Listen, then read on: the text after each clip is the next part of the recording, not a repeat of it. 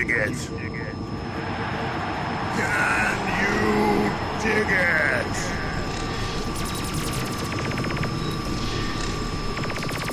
Ladies, gentlemen, friends, foes, lurkers, regulars, GMO people, organic people.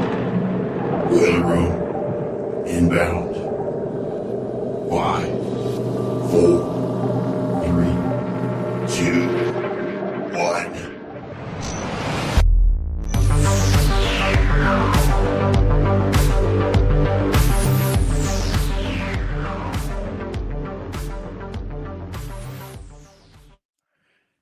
$250 ago, a collection of farmers, merchants, printers, philosophers, and troublemakers did something extraordinary.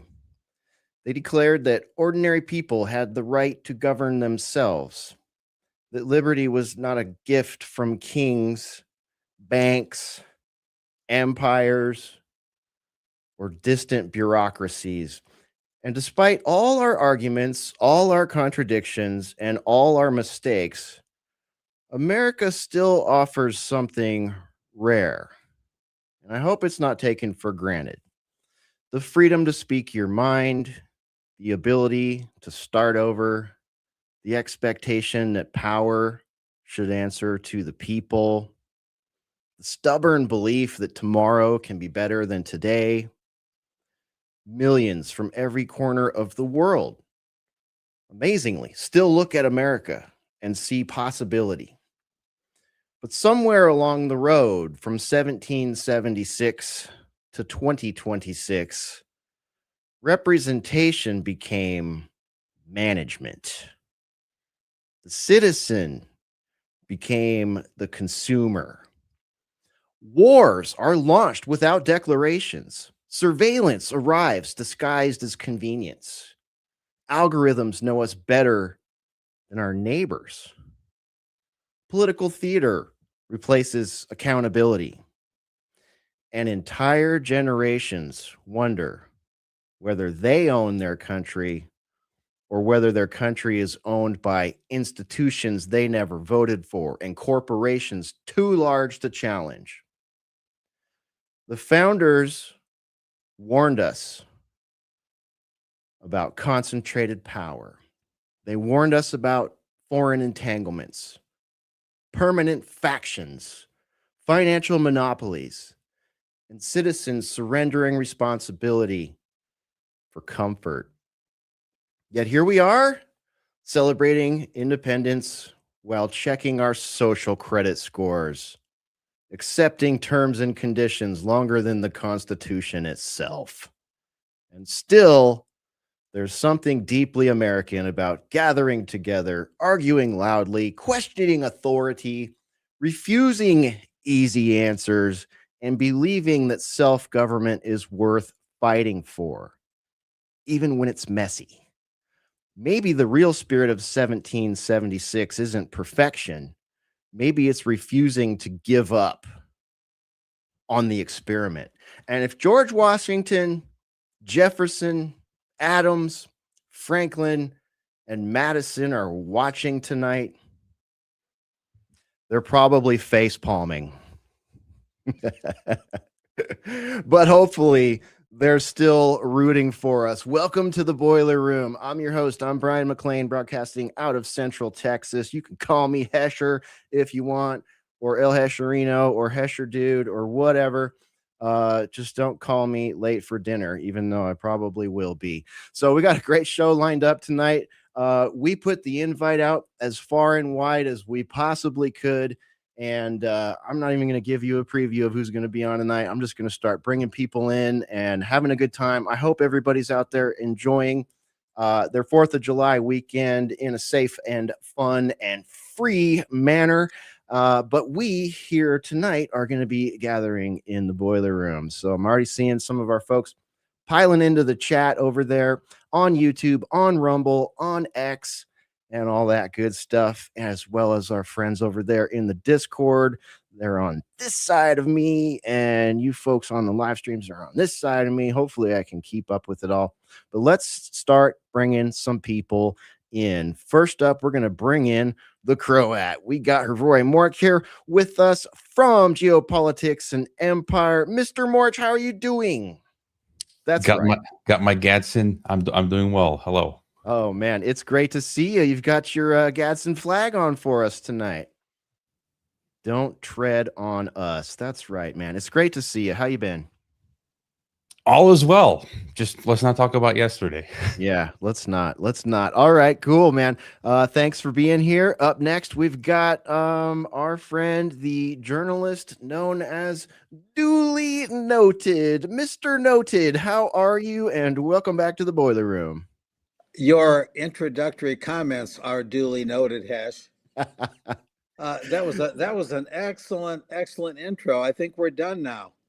I mean, what more needs to be said about where we're at and where we've come in 250 years? But yeah, let's just we'll drive it home, because as Mad Mink says over there in the Discord, what's up, homie? No step on snack. So let's have the discussion.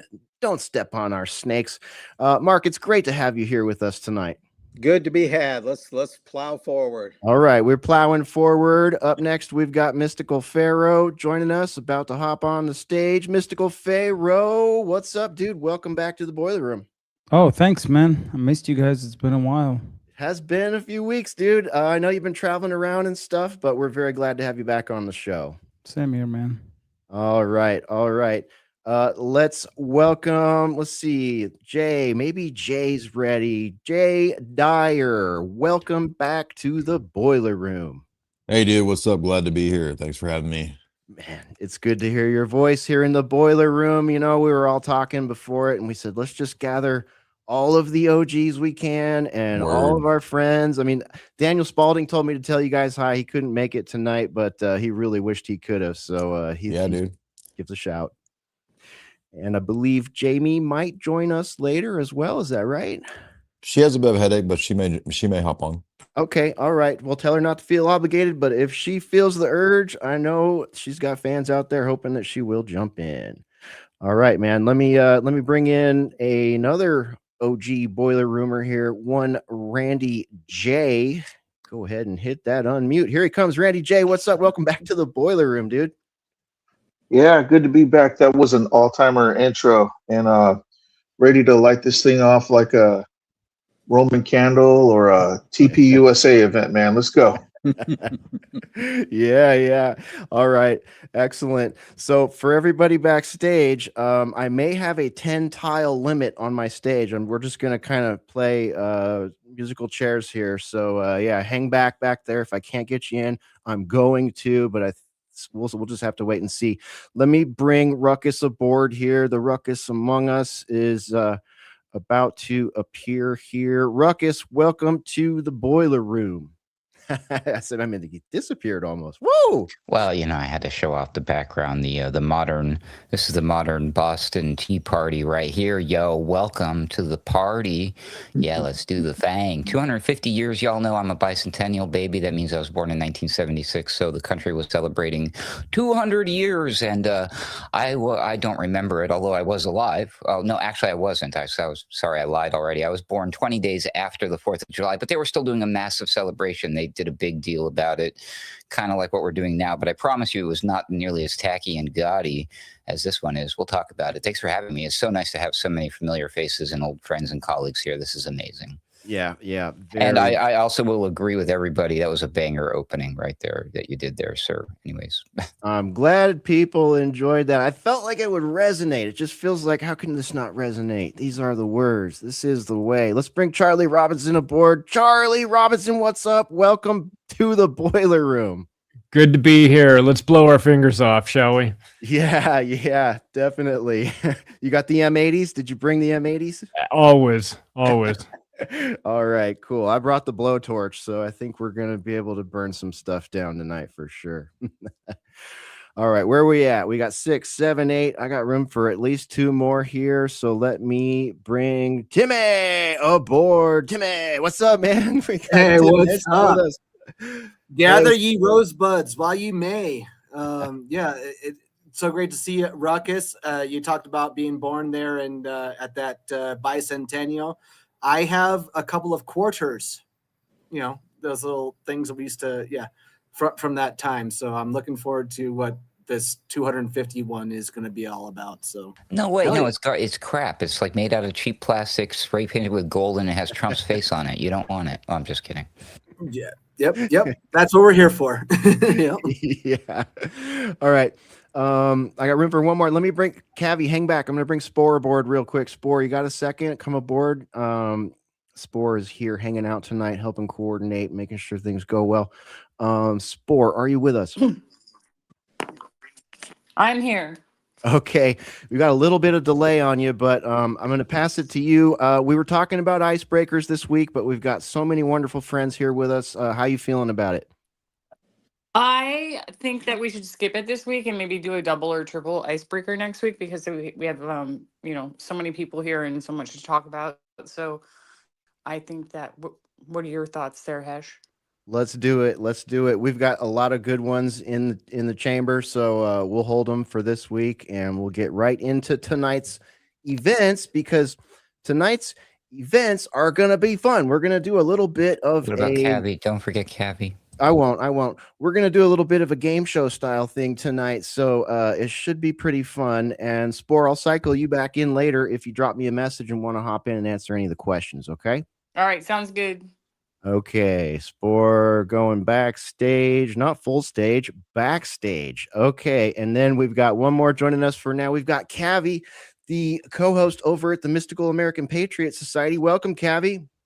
Hi, thanks for having me. It's kind of amazing to be here with this group of people. Hey, we're really glad you're here with us. You're kind of you're representing the north of the border celebration of America's 250th, whereas Rory's are south of the border representative, I suppose. Yep. All right. Well, if we don't have to wait too long, I imagine, before there's not going to be any borders between those two, and we're all one big, happy, giant North American technate. Oh, anyway. Well. I have a feeling those concepts may come up tonight. Okay, so let's get into it here. Let's get right into it. So tonight we're doing a bit of a game show, and this game was designed by Ruckus pretty much. So Ruckus, thank you very much for all your hard work in producing this show. Ruckus definitely gets co-producer points tonight. Hi, Jamie. I see you in the background there, and I will cycle you in as soon as I can. I believe we are full on the stage right now, but hang back, and we're going to play a game. And this game is called Founding Fathers Facepalm. So we're going to go around the room and ask everybody a series of questions. We got a lot of people here, so we kept it, a pretty short group of questions, 3, maybe 4. And we'll see how it goes, but we'll just go straight around the room here, and I'll go to Hervore first. So Hervore, question number 1. Let me make sure okay. Question number 1, of course, is we're going to go around the room. Everyone's going to answer, like I said. Number 1, what is one modern... And Ruckus, stop me if I'm on the wrong question here. Oh, Ruckus I've got it. There you go. There we go. I love it. Yes. Let me try to zoom in too. Yeah, how do I zoom in on that? Let's see here. There we go. The Boston Tea Party toss is where we're gonna begin here. What is one modern American trend, politician, institution, or cultural abomination you would gladly hurl into Boston Harbor, never to be seen again? What do you think, Hervore? Well, I guess the one I'm thinking of is all 4. It's a trend. It includes politicians. It's institutional. It's also a cultural abomination. The Democratic Party and the Republican Party, the Uniparty. So basically, I'd get rid of. Do we say both of them, or because it's a uniparty? So I think that's sort of what I do away with. The Uniparty. Okay, that's a good answer. That's a great answer. I like that. Let's go to Mark Anderson. Mark, what do you think? One modern American trend, politician, institution, or cultural abomination you'd gladly hurl into the Boston Harbor? Simply put, the Federal Reserve System. I think it was John Adams, I hope I'm not wrong, that said that he was concerned about the American Republic forming correctly and moving forward in a enduring way where our freedoms would be kept. He was concerned because there was still a lingering ignorance among the public of currency and coin. That's almost an exact quote. And so the body politic is very vulnerable to public ignorance about money. And therefore, money rules rather than money being ruled. In other words, money becomes a servant or a master, not a servant, much like what George Washington warned, like fire. Fire is only good if it's a servant and not a master. So I would hurl the Federal Reserve System and the concepts behind it, which would attach to any private central bank. I would hurl that whole thing, lock, stock, and barrel, into Boston Harbor. Great answer. Great answer right there. Let's go to Mystical Pharaoh next. Mystical Pharaoh, what do you think? What would you throw into the Boston Harbor, never to be seen again? Man, if I answer this, I think I might get in trouble. Cool. Okay, I'm gonna give another answer because I don't want to get dragged by. I know what you were going to say, and it starts with the letter I, doesn't it? It starts with a T. It was a D. Okay, so I would say lobbying. I think it's one of the what's causing the destruction of our nation. Actually, is just lobbying. Period. It's how politicians get corrupt. Uniparty. And I'll get rid of that. All right. That is another great answer. We're going to go to Jay Dyer next. Jay, what do you think? Any institution, trend, American trend, politician, cultural abomination you would like to see thrown in the Boston Harbor, never to be seen again? The first thing that comes to mind associated with America would be probably Freemasonry. We could toss all the Masonic lodges, all the Masonic ethos, which is just a form of Judaism for the Gentiles. Just throw that in the water. I love that. I absolutely love that answer, Jay.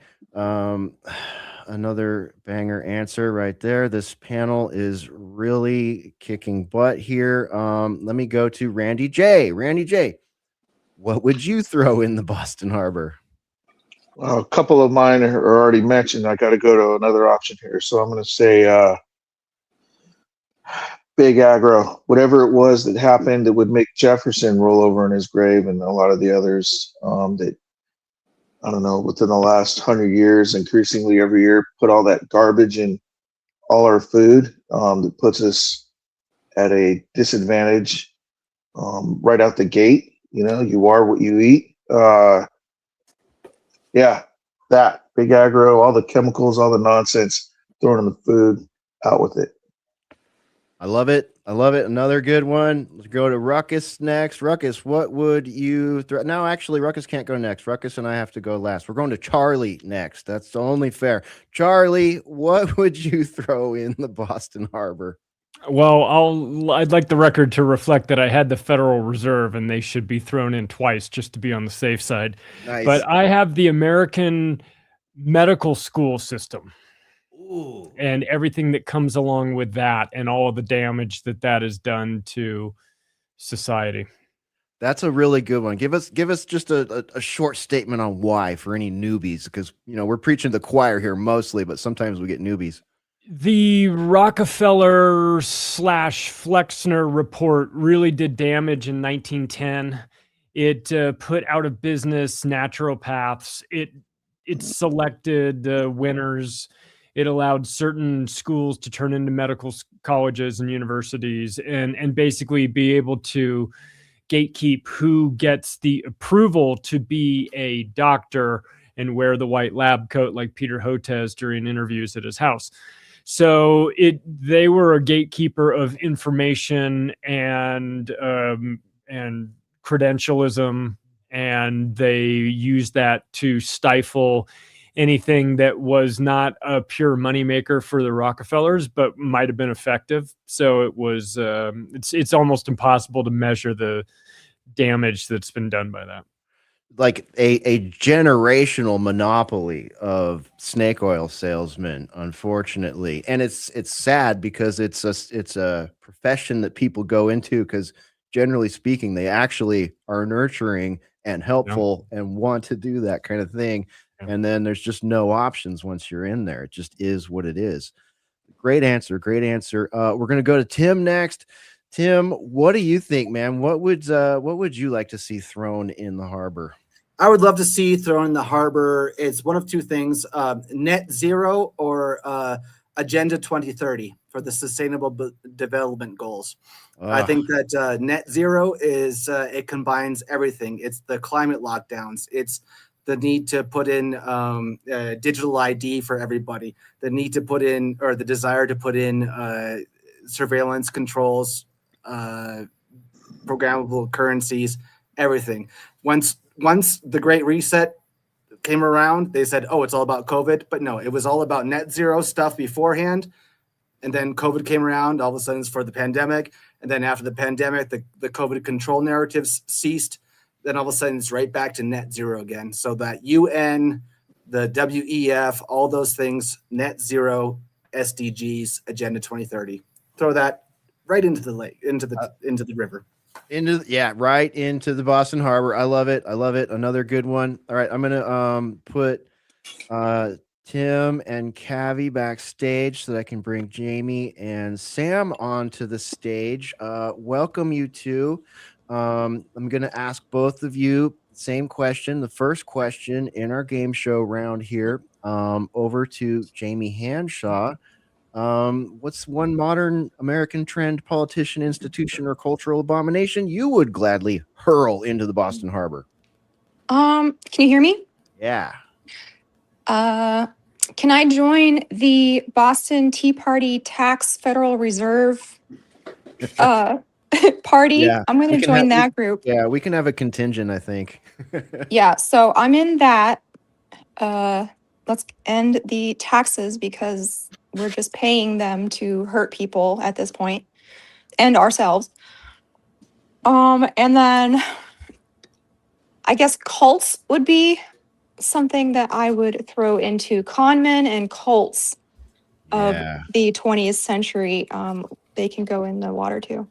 That is a really good answer, Jamie. I know you're kind of like Spore and I. You guys watch a lot of the documentaries about cults and have read all the books about cults, and we've had many discussions about cults. Like, Jamie, how many abominations, like contemporary ongoing abominations that we're dealing with right now, would not be there if it weren't for cults and coercion, you think? Well, even like, obviously the MAGA, the way it is now, is run like a cult, and he's like the flatterer. He's the big daddy that tells you everything that you want to hear.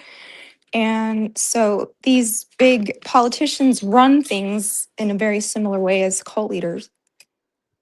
Very, very well said, and very much so. Keep seeing cult leader characteristics in a lot of these folks. It's crazy.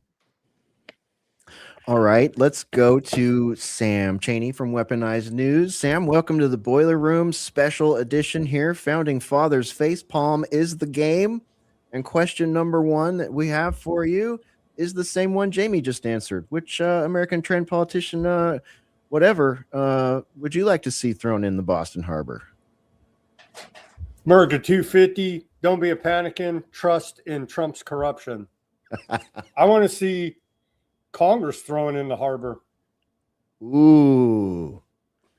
There are representatives, right? Allegedly, there are representatives in our democracy, and they are responsible for all this as lawmakers, we're told. So they can all take a short dive into the harbor, as far as I'm concerned, because they're all traitors to their constituents, which is us, the American people, the taxpayers. Yeah. And I think a lot of people are feeling that way right now. There's a huge groundswell of people in the country at this point. They're like just completely black-pilled on the uniparty. The government. The entire government. Can we all the drop deep institutions. state uniparty and just straight up, it's the government, and it's always been the same government, and all these run around shadow government, deep state, uniparty bullshit. It's the government, same old corrupt government it's always been. There you go. 250 years of it. All right, let's see here. That brings us to Ruckus, I believe. Ruckus, I was going to say, is there anything left? But it's like, this is probably an endless list. We could just go round and round and round on question 1 here tonight. Well, Jay kind of already touched upon the one I was leaning towards, which is probably where Odd Man Out would be going if he was with us. But the Freemasonry stuff is definitely important. But there's something bigger than that. There's something much bigger than that. I can't believe nobody said it and beat me to it. But the number one thing that absolutely must go, I don't know if you could consider it yes, indeed. We will consider this a bit of an American tradition. So specifically, the American flavored version of Christian Zionism has absolutely got to die. It's got to go. It's got to drown and be eaten by the sharks. I hate to say it. That's our only hope right now. My runner up, if I may, was going to be the cover ups. Our government should stop covering up stuff. That would help too. But there you go. Yeah. Yep. Well, I think I'm the only one left, right? Did I miss anybody? Speak now or forever hold your peace. I think I got everybody. I'm going to go with one that might help what you just said there, Ruckus. And I don't know if you can call this 1 or 2, but I would like to see the CIA and the FBI in there, because a large portion, at least, of those psyops you're talking about would go away without those 2 entities, I believe. So that would be my chuck it in the Boston Harbor answer, I suppose. I was going to just say psyops, but then I was thinking about it and I was like, wait a minute, who runs the psyops the worst, the most, or the best? I'm not sure which word to use. All right, cool. Successful round there. I don't know how to give points on all this. I guess we all just get a lot of black pill points, right? We all just got pegged the meter on black pill points there. Does I don't anybody know. have any? I think Go I was ahead. gonna say I think Jay and Jay Dyer and Ruckus got close to the closest to the capstone of the pyramid with their answers, possibly. I don't know. Yeah, I feel that way too. There's something that might be driving all of these things that we brought up. Yeah, if we can get to the root of the problem, whatever that might be, well, who knows what it could be, right? Yeah. Let's before we move to the next one, let's see here. There's some good ones from the audience. IPAC, ADL. That's lobbying. I would argue that's what Randy J was saying. Yeah, it's true. All technocrat bros. Tech noir. Yes. We do have a tech bros problem. Very big one. What do you think, Mark? The media. The media. Yeah, that's another one that was on the tip of my tongue. Just the honorable mentions, like quick round. There's also insider trading I had on my notes. Oh, yeah. Big problem. Don't tell Trump that because he seems to like it. Yeah. He's literally on air bragging about it just the other night. So good for him. Lightning round. That's a good idea. Yeah, definitely. All right. Corporate personhood. That's another one. Okay. Another good one. I've got a lot of good ones coming in the chat here. Okay. Are you guys ready for round 2? Round 2 of Founding Fathers Facepalm. Here we go. So for round 1, we did the Boston Tea Party toss. And for round 2, we're going to do the Liberty Lantern. Now, let's see here. Let me stack my respondents so that I can keep track. I'm going to go in almost a reverse order here, and then I'm going to bring Tim and Cavi back in at some point when I get back up the middle or the top here. So I'm going to go in reverse order. Sam, you're going to go first. And question is for the Liberty Lantern question. What is one uniquely American thing from the last 250 years that's actually worth carrying forward into the next century?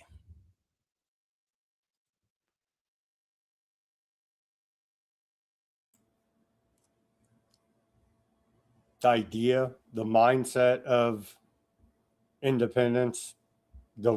If we took to heart the words that are actually written there, our Bill of Rights, right? Natural rights is what is worth taking forward into the next century from our founding fathers. It's a very good answer. That is a very good answer, dude. All right, I love that one. All right, let me go to Jamie next. Jamie Hanshaw, what do you think? What is something that we should carry forward? Well, I really do think America is probably the best country. I mean, when you travel and you come back, you just realize how lucky you are to have been here. You know, I've literally high-fived TSA agents when I land, you know, it's like, oh, I'm so glad to be back. But the thing that I like is that we have this idea that we can transcend uh you know, tribes and differences and all kinds of things in a more peaceful way. How do I say what I'm trying to say? The idea that everybody has dignity, that transcends your, you know, situation or where you're from. And a lot of these ideas come from Christendom. They kind of got warped in the Enlightenment, and that's kind of like what he was talking about in Freemasonry. But the idea that everybody is an image bearer of God, and in that they have a sort of radical dignity that is, you don't see that in the pagan world, and you don't see that in a lot of more like tribal cultures. So that's something that I like about America. That's a good one. Yeah. That is definitely a good one. Okay. Well said. Let's go to Charlie. Charlie, what do you think? What should we carry forward? Well, you're talking about something uniquely American and representing freedom. So, how about analog cars? How about those old Ford Broncos that are untrackable with no kill switches, that run on gasoline, that don't have subscription services? You know, as long as you have the car that doesn't have all those settings on it, the 15-minute cities maybe don't apply to you. I think there's going to be a real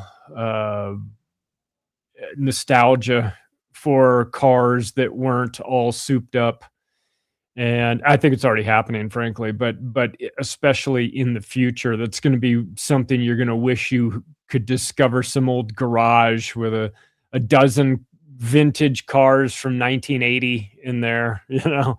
Yeah, be like finding Noah's Ark or something. So finding even like, I mean, I know someone that has like a certain muscle car, and it's just like it sits in his garage. It's been well kept. It has less than like 60,000 miles on it, you know, and it was worth X amount of dollars when it came off the line 20 odd years ago. And now it's worth twice that, even. And it's crazy. It's just absolutely crazy. Like if you were to and there's loads of cars like that. And is that person you? What's that? Is that person you? Well, it's a similar car, but my car has like almost 200,000 miles on it. So mine would still be coveted. I'm actually, it's a year 2000. It's a Y2K car. And I've looked at what people are paying for those, and it's just like, wow. And I see the condition some of them are in. It's like, I was gonna ask Charlie real quick, can we bring back the Model T Ford? Ooh. absolutely. I feel like we could soup that up a little bit. You know, like a turbo go-kart. Right? We could put like a LS1 in there or something like that. I mean, we'd soup that sucker up. We would have very America. for sure. All right. Let me go to Randy J next. Randy J, what do you think? What has America brought forth in the last 250 that is definitely like a top of your mind, something that you would not want to see go away in the next 100 years? Sure. Now this one's a double-edged sword. It cuts both ways. There's a bad side of it, and that would be education, right? The bad side is who's funding it. It turns into a propaganda system. It turns into a way to brainwash and shape ideas. But the other side of that, slightly idealistic, but the more people, the more of the quote unquote little people, the little guy out there that like learns and can level up, the better. My caveat to that would be nothing. Well, that it would have to be keep that long form way of learning that is going away. Now knowledge isn't knowledge; it's how fast can you manipulate an app, or how fast can you call up data that's curated for you. There's something lost when you punch a bunch of buttons on a scientific calculator, but the smart person is the one that actually could write out the equation and solve for X and know what's really going on behind all of that. And yeah, make education great again, I guess. So being able to show your work is important, right? Yeah. Knowing how to otherwise we're Pavlov's dog out there, and the sovereignty thing is gone and we don't even know it. Right.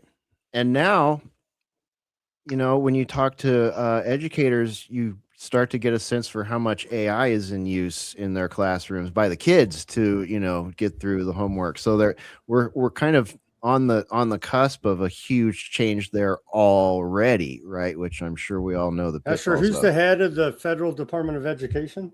Oh, isn't it the World Wrestling Entertainment wife? What's her name? Yeah, Linda McMahon. Yeah, Linda McMahon, and was her husband in quite a scandal that was scandaling at the same time as he was wrapping up UFC, WWE, and all these other things into like one like entertainment conglomerate with a bunch of other ghouls with like crap tons of money. Like whatever happened to that? Because he was in hot water, and to me, I hate to say it, but that to me makes me think like his entire family's probably got compromised at this point. I mean, but that whole career just leads to compromisation anyway. But I don't know, side road. Mm-hmm. But I mean, it is the Camacho admin. I mean, that is the perfect example of how this is the Camacho admin right there. And our friend Patrick Henningsen says, "Hey, don't be so mean to Camacho. Camacho would be much better." For mediocrity, if anyone's wondering. I'm sure they're not. All right. Good one, Randy. So Randy, just to finish up that real quick there, and then we'll move to Jay. What do you think that the type of like, would it kind of be like we were saying about, big pharma and the medical industry, like the Rockefeller medical industry, like, groups like that have a lot to do with the education system too. So what does the right one look like, if you could outline it briefly? Oh, I don't think it could work. I think we're too gone from that. We're too far gone. All right, good answer. Yeah, I mean, really, but I think that the way it would work would be more old school, like literally going like 150 years back. You learn specialties from someone. You learn trades from someone. You have like long form, like, dialogue about ideas. You just don't snap and, have these like triggered responses, like conditioned into you that you're not even aware it's happening, but like you can see it in people when they just debate. Jay probably sees this all the time. And in fact, he's next up, right? So, but I mean, like, that's, if we could, get people thinking on their own, make people, or not, set conditions that allow learning to be more organic and keep people sovereign instead of like plugging them with something for another idea, another reason or whatever that. And whenever you have it top down and institutionalized the way it is, funny word, right? Institutionalized, but like that's also, you create it for the masses, but in that same way, you're also like slapping the control grid over it. So it's hard to go back to that again. I think we're too far gone, and that's why I would say, family values and parenting and rearing up your kids like should supersede all of that. I'm just one Yeah. guy. Yeah, I got you, man. I got you. It would be a matter like what you just described right there is something that could actually save culture and society. Like if we could roll it back to that, like, teach people how to do actual trades and stuff and not lose all of that to technology, like the technology folks are completely planning on. A lot of those trades you mentioned are going to go away and be replaced by robots and AIs and all this crap. So I guess the genie's already out of the bottle, but Randy, your point is well taken there, and that is something that a lot of people are not going to forget because you know why? Because they're homeschooling their kids. I think that's probably the way out of that because they've realized that the schools are indoctrination institutions rather than education and stuff we all were told it was. Yeah, that's right. All right, Randy, do me a favor. Next time I come to you, if you're using a headset, like swap it for speaker, or if you're using, there's some clipping going on. So, I don't, yeah, but next time I'll match you, see if we can change that a little bit. Let's go to Jay. Jay, what is something we want to keep and take forward and make sure that is not lost on Americans and people that look up to Americans for good ideas in the next 100 years? Well, I don't think that for me personally, there's a whole lot that America has that I'd like to see carried in the future. I mean, there's good aspects to our country. There's, all kinds of like family and relationships and that kind of stuff that I'd like to see continue in the future. But in regards to everybody's well-being outside of, religious issues and like that, which aren't uniquely American, Bitcoin is probably the best American invention. It solves, I think, the money problems for the most part. It's at least a far better solution than most things that might be preferred, like fiat or even gold. So I would say that we've invented in America, one of the ways to help solve not being run by fiat banksters and to not have a completely controlled inflatable money supply. So I would say Bitcoin. All right. That is a pretty interesting answer, because Bitcoin is so like people get triggered sometimes in the black pill community when you say that there's actually solutions there with Bitcoin, but there absolutely are, and there are certainly a lot more pitfalls when we talk about central banking, digital currency, and all that. So what do you say to like the purists that say, oh, it's just there to, so they can take it away from us and push us into central banking digital currency? Is there a way around that in the future? I mean, there's nothing in this life that is absolutely silver bullet perfect. So if that's what you're looking for, you'll never have that. But I think regarding the other options, it's in a class of its own and infinitely superior to all the other potential ways that value could be stored and transacted. I mean, you really only have gold and fiat or assets that are the main competitors, and the elements of liquidity, transportability with assets, those are limited. You can't transport your property or your house. And you can memorize your seed phrase, and unless they torture it out of you, it's a lot harder to get something that you quote unquote, oh, I guess I lost my Bitcoin, right? Hint, hint.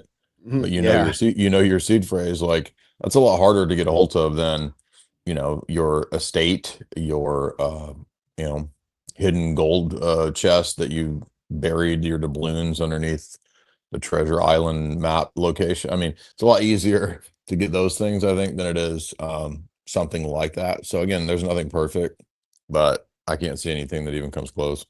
Yeah, good point. I mean, And also, by the way, it's not totally without some degree of, obviously there's a public ledger, so it's it's not anonymous, but it's sort of pseudonymous. So it was a combination of privacy, but also it's not totally private. So it's not an anonymous coin, but it's a pseudonymous coin, meaning that even though there's a public ledger, it's not exactly possible to track and trace every single person's wallet ownership. So Right. that's a trade-off that was necessary if there was going to be a public ledger which could not be altered. And so other blockchains that don't have those features, there might be some positives with scalability in terms of like Solana is a lot quicker. But the trade-offs are pretty big when you go with just something like speed or centralization. Anything centralized can then be easily taken over. So I don't think the bankers will be able to push a CBDC that would replace Bitcoin when we've already got the elite trying to essentially buy as much Bitcoin as they can, hence BlackRock and others. Yeah, they certainly are putting a lot into that. Okay, great answer there, Jay. Let me go to Mystical Pharaoh next. What do you think, Pharaoh? For anyone just joining us, we are playing Founding Fathers Facepalm tonight for the 250th anniversary, and we're on the Liberty Lantern segment here, which is what is one uniquely American thing from the last 250 years that's actually worth carrying forward into the next century? Mystical Pharaoh. So what I'm gonna say right now is not. I don't think we have it anymore. But I think it's good to remind ourselves with it. It's a truth to be self-evident that all men are created equal, that they are endowed by their Creator with certain unalienable rights, that among these are life, liberty, and the pursuit of happiness. That does not exist anywhere else but US. Well. All right. Yeah, man. And I mean, a lot of people are feeling right about now, like that pursuit of happiness, at least that part is becoming very difficult with the economy the way that it is and the tech bro takeover and everything being what it is. I don't know. What do you think do you think the Americans will insist upon their ability to pursue life, liberty, and happiness? And is it still going to be there, or is at least the fire has to be there, right? We at least need the embers. I think the basic principle that we are all created equal, that does not exist in the minds of the elite right now. That is the issue. Yeah. Well, they're going to need an attitude adjustment to get that one squared away, my friend. I'm not quite sure how that's going to happen, but who knows? When you play the high stakes games that they do, sometimes an attitude adjustment is coming your way. Let me go to Mark. Mark, what do you think? What's worth uniquely American thing worth taking forward? Well, to build on what Mystical Pharaoh said and some of the others, the part in the Declaration, which is really the focal point now at the 250th, it's not the preamble, it's not the Constitution. The 250th is about the birth certificate or the Declaration of Independence, 4th of July, 1776, the same year the Illuminati was founded, but that's just a footnote. The core of that is that men are endowed by their Creator with certain unalienable rights that cannot be diminished, they cannot be second guessed, they cannot be taken away because they didn't come from government in the first place. We're endowed by our Creator. I happen to be a Christian person. You don't have to be, but it basically means that rights are an inherent inborn thing and that they predate and precede any government that might be formed. And so your rights are as much about you as your blood vessels. And that makes the elite just gnash their teeth. And I think that's the reason that America's been economically compromised, maybe even conquered by the central bankers, but not vanquished. They can't get around it. Richard Gardner in April of '74 wrote one of the most famous essays in the Council on Foreign Relations journal, The Hard Road to World Order. And Gardner was a UN apparatchik. I think he taught at Columbia. And he even said in that infamous essay that America's founders were a little bit too shrewd for us. the globalists, they have trouble getting around principle. They don't like principle. They like pragmatism. They like expediency. They like everything to be malleable and fluid. But hard principles are like a pillar of iron in their way. And that's what really stops them. That's why we're not in chains, at least literally. Of course, with the modern system and the digitalization, you can put someone in a jail cell without there being any bars. You create mental imprisonment. And we know that that's what the object of propaganda is. So the founders were very shrewd in laying it down for all eternity. And imagine the challenge of breaking up with the British Empire and actually forming your own government. Imagine how hard that was. Think about that for a minute. That was no walk in the park. That wasn't getting together and having a card game once a month and a few beers. That was a very difficult thing to do. And the basis of the founders, a lot of them had the long range, and this came up a few minutes ago, they had the long range, old fashioned liberal arts education. They weren't a bunch of apparatchiks just taught how to do a job, that sort of vocational education, which has its place, but they were very broadly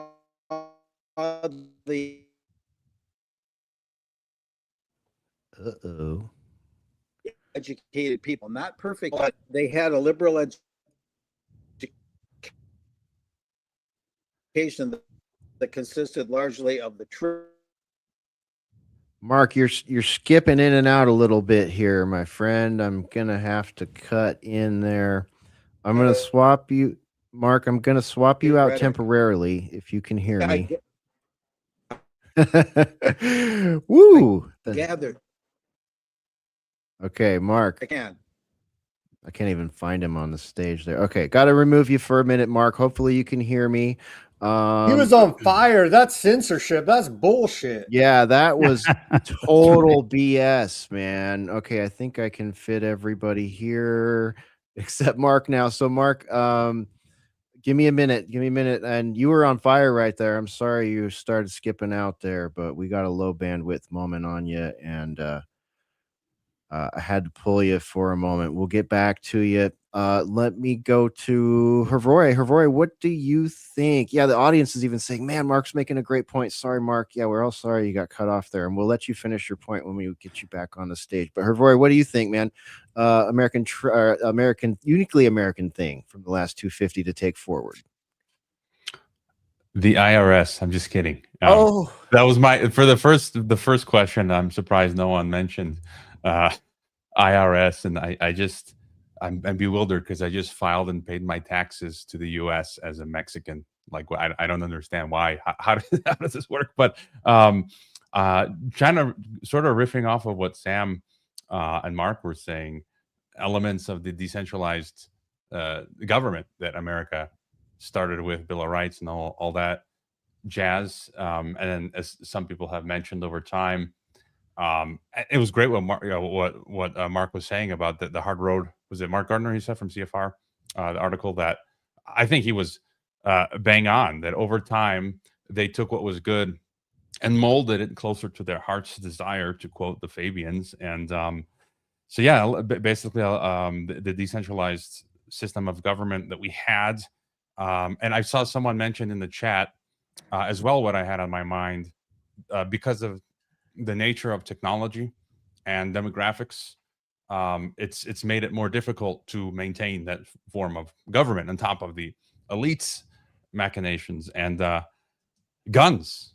A lot of guns as well. A lot of guns, because most countries, it's tough to get guns like in America. So yeah, dude, that is a terrible answer. I'm only saying that. Just kidding. I'm only saying that because people keep saying, have a drink every time Hesher says that's a great answer. So no, honestly, go ahead, have the drink, because that is a great answer. Let's see here. Cavi, what about you, man? What do you think is worth taking forward? Yeah, I'm going to also kind of echo the whole thing about the freedoms that are kind of enshrined in the American founding documents. Because like in Canada, we don't technically have that. We have our own stuff. We have something called the Charter of Rights and Freedoms that says, oh, you have free speech, you have the right to move anywhere in the country, the right to a speedy trial, and all that kind of stuff. But like before you even get to the rights, the first section of that document says, oh, by the way, as long as it's demonstrably justified, in quotes, the government can just take away any of these rights. So at any point, the Canadian government can just be like, yeah, I don't know. I don't think that speech you said was reasonable. And we're going to charge you with a hate crime or like whatever. So we have sort of almost the illusion of freedom, but not like the real freedom that you guys enjoy. And also guns. That's also like enshrined as a right, and we don't have that. That we used to enjoy. You can still mostly enjoy it. Definitely easier than in Canada.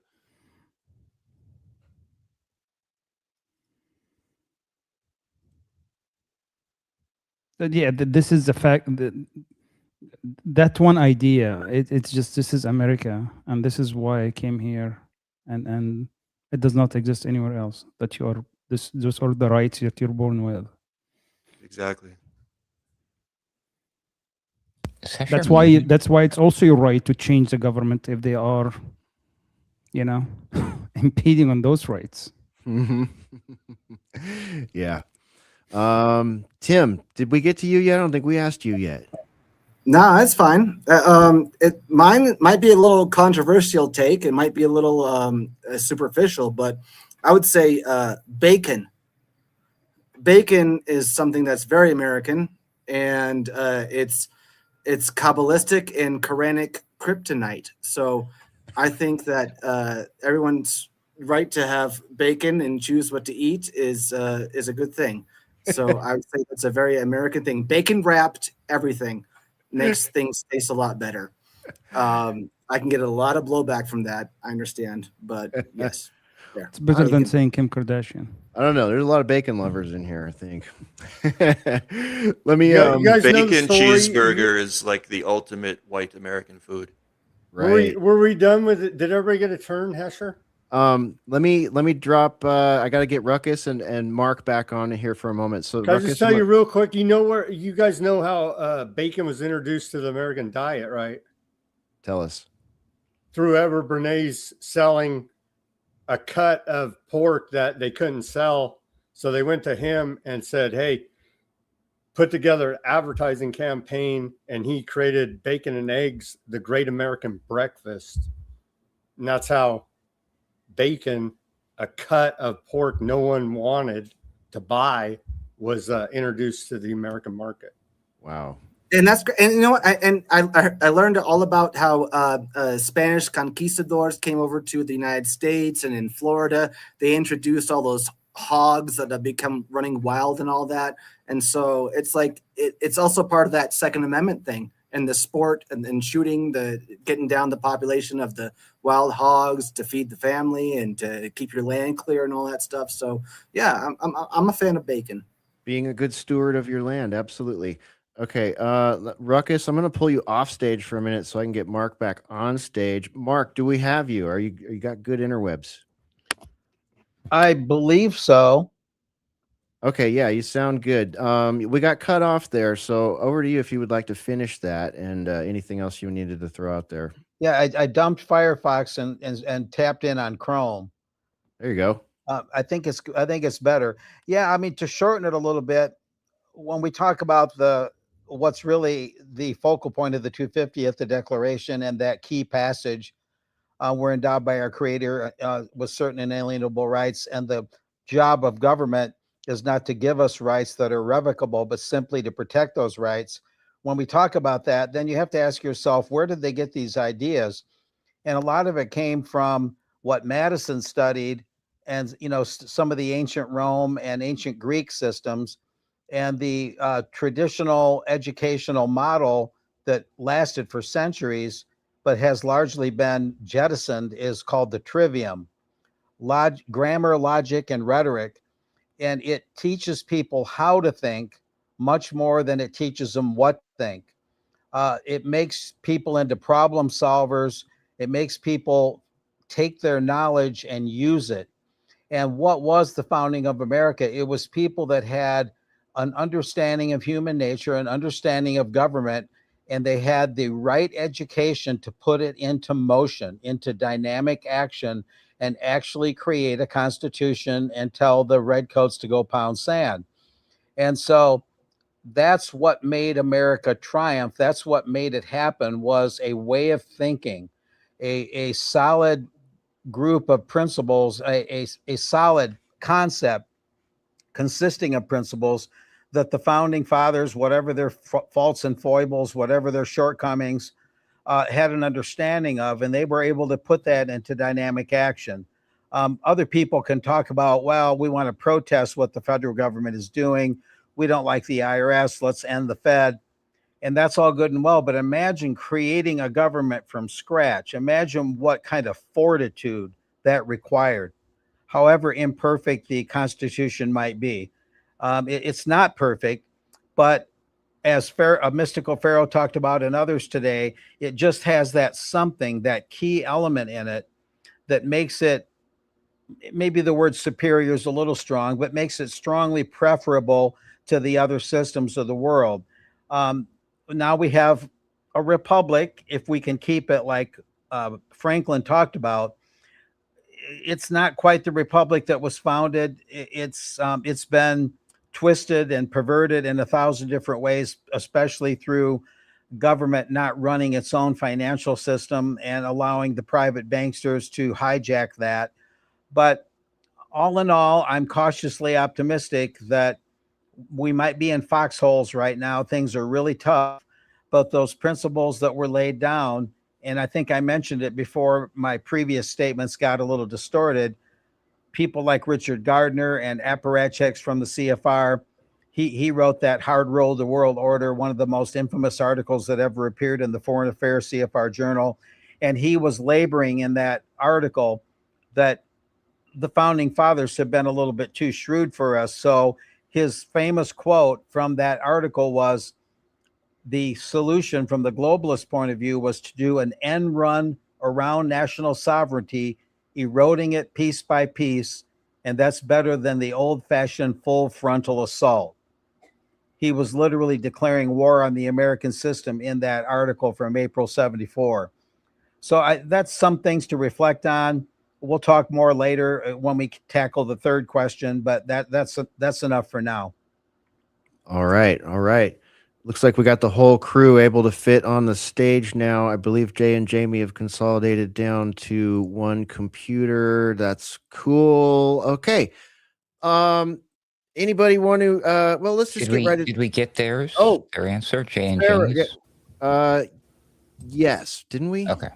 Jay and Jamie, the we second got you part. on question 2, right? Yeah. Okay, They all right. talk about the coin, the Bitcoin. And... So that just leaves me and you, I guess, Ruckus. I can't move on Yep. until you and I answer. So, I know. Ruckus. You want to flip a coin? Yeah, Because right. We might say the same thing. I know. I got Bitcoin 2. or regular? I got a backup, so you can have the good one. I'll take the leftovers. I get the good one. Man, this is a tough call. I mean, but it has to be one of the ultimate amendments to the Constitution, whichever one, at least one out of 3. But I'm shocking myself here. I'm going with number 2. It's an incredibly unique American culture, the way we feel about these things right here. The Second Amendment, don't mess with them, out of my cold damn hands, all that stuff. I think that is one of the ultimate things that does hold back, ultimate dictatorship, tyranny, and all that jazz. So whatever these things look like moving forward into the future, as long as we have the right to have them and use them and be able to protect ourselves from whatever the things are that the government has.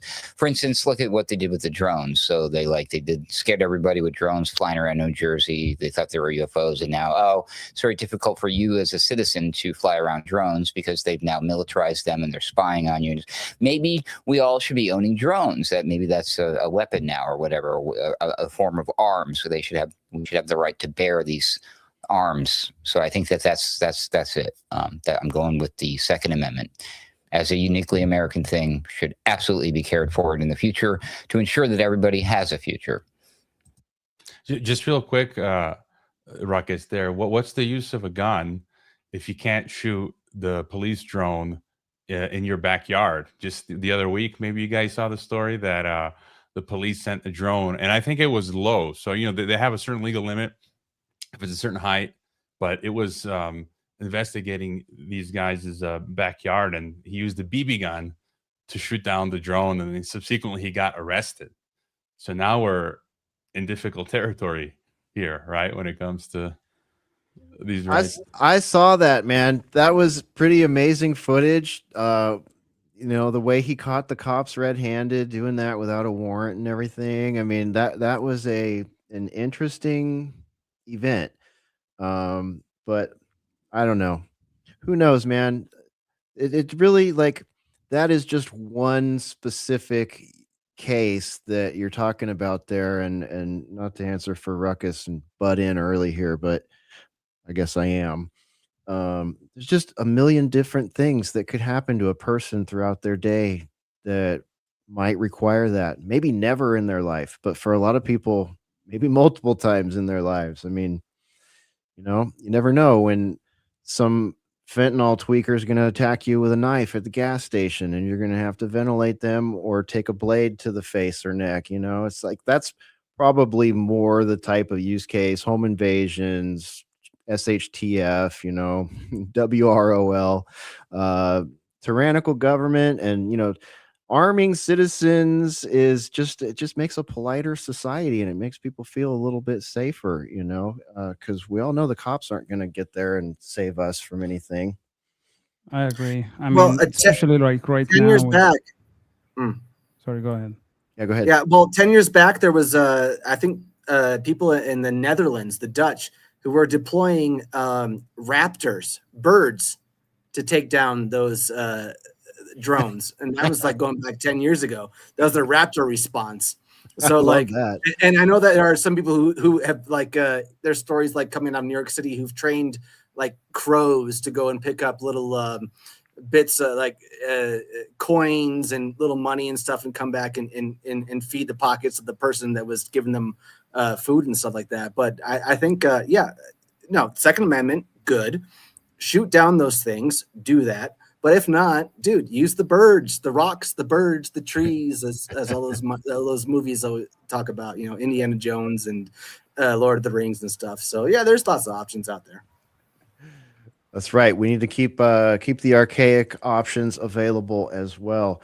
Okay, Ruckus. I was struggling because if I was going to go that direction, I was thinking about perhaps saying an invention from a specific person, Mr. Eugene Stoner, which built the Armalite AR-15, which then became the M16 rifle and the M4 carbine. I was definitely kind of leaning that way, like that specific of an object, because that particular object is one of the most attacked objects by the media that we have here, and it's quite literally the most selling rifle that we have. They sell more of those than anything else. There are probably millions upon millions of those in this country, and it's one of the things that gun grabby states just hate the most utilitarian, the most purchased, the most used, and they just want it gone. And it's such an amazing invention, even today.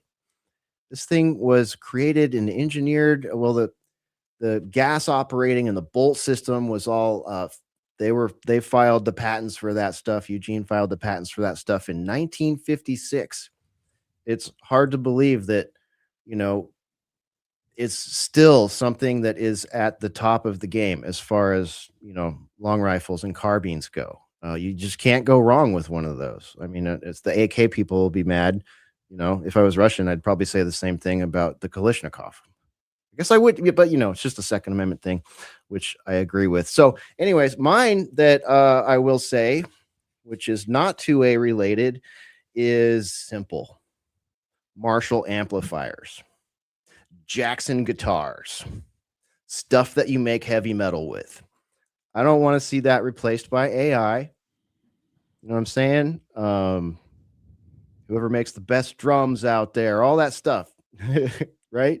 Rickenbacker basses. Are those American? I don't even care. Those need to go into the next 150,000 years if people want to have good mental health in music and not let music become 100% digital. And I'll bolt onto that physical vinyl, tape cassettes, CDs, whatever. That stuff too, because I like Spotify as much as the next person, but I also know that it's probably CIA software and that it's going to go in directions that make you say, what? Like right now, Spotify is saying, well, we're going to take all this studio music and allow listeners to remix it. They can just, plug into our AI and they can make 10,000 versions of Madonna's new song, which, by the way, the video for has laser beams coming out of her anus.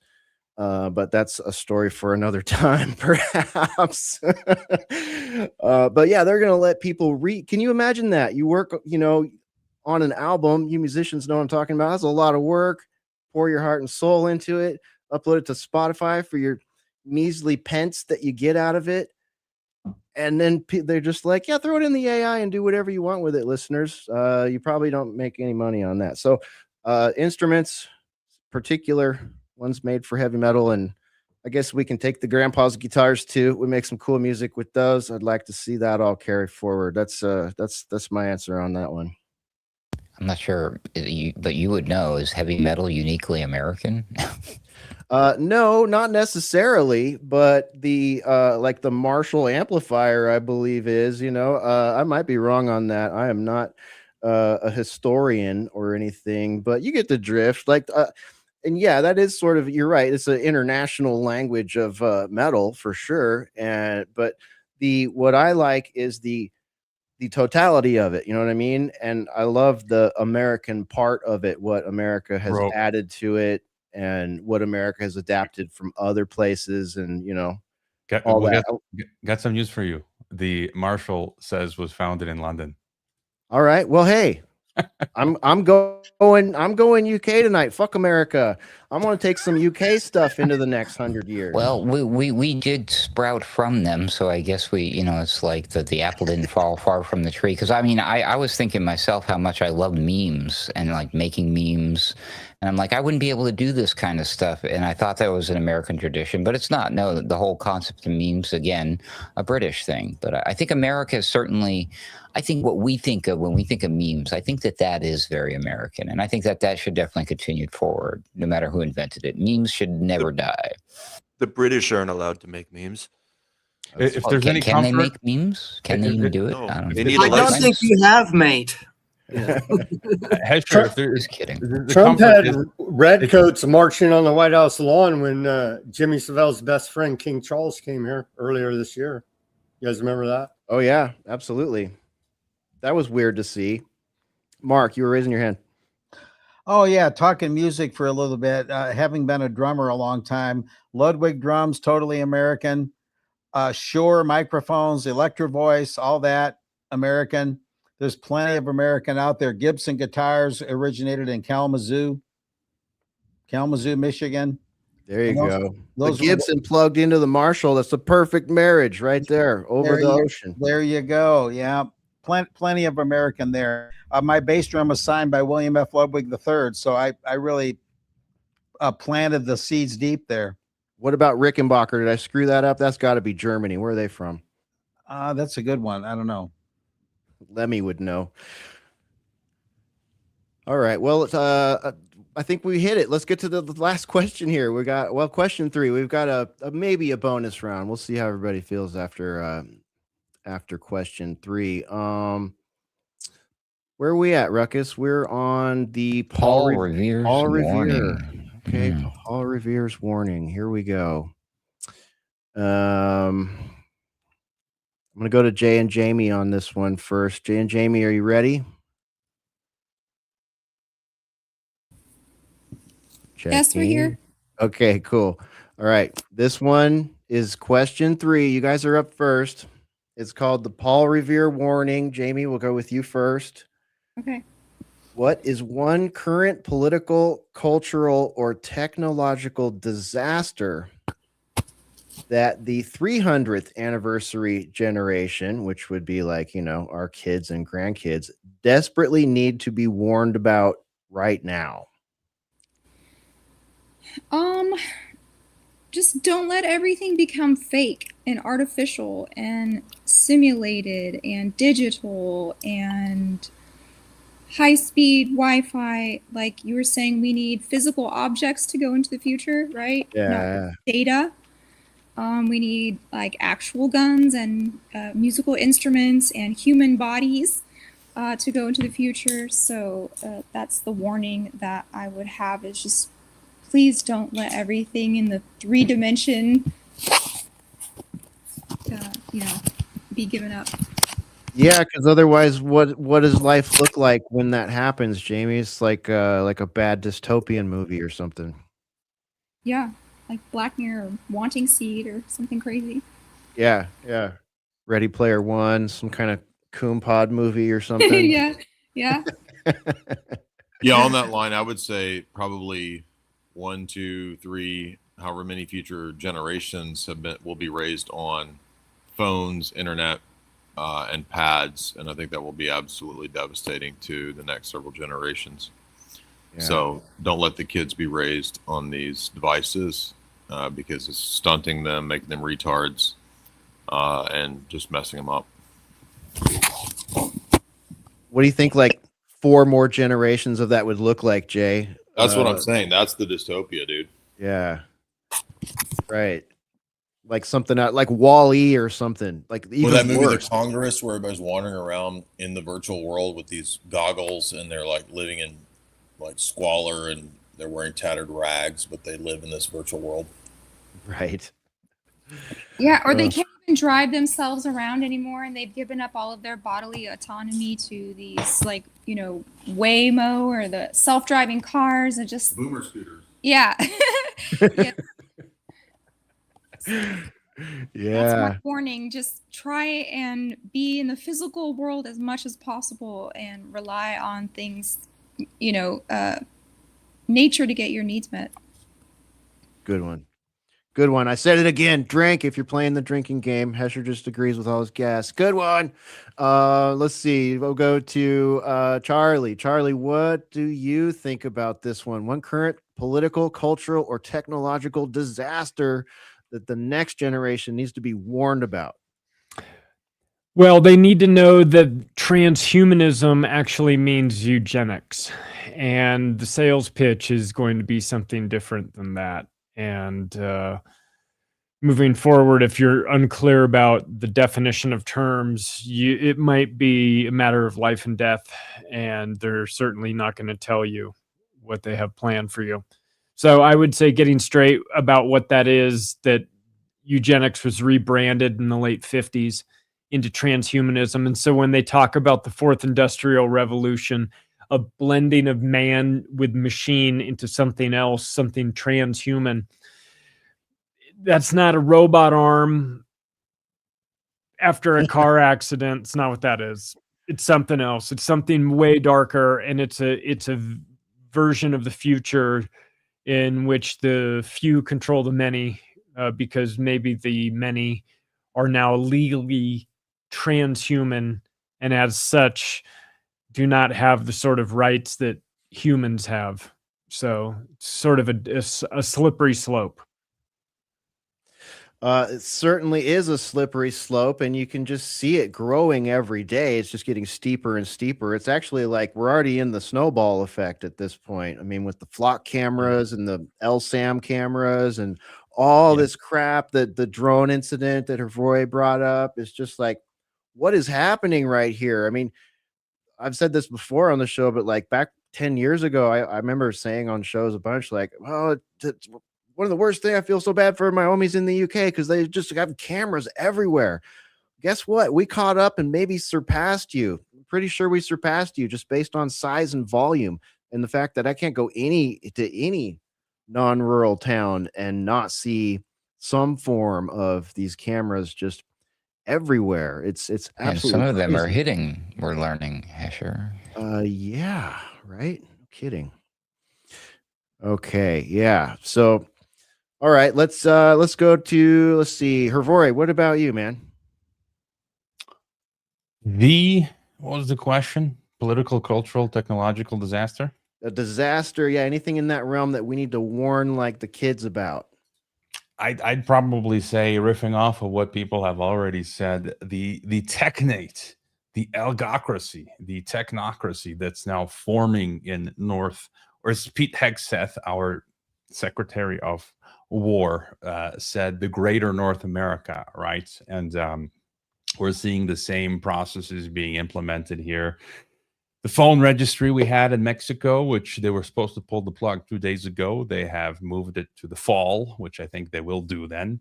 The FCC has just proposed the same for the United States, and the biometric national IDs, all that sort of stuff. That's kind of that includes the drones, the data centers, the AIs, the Social Credit Ministry of Truth, Thought, Crime stuff, electronic thought crime authorizations, the ETAs.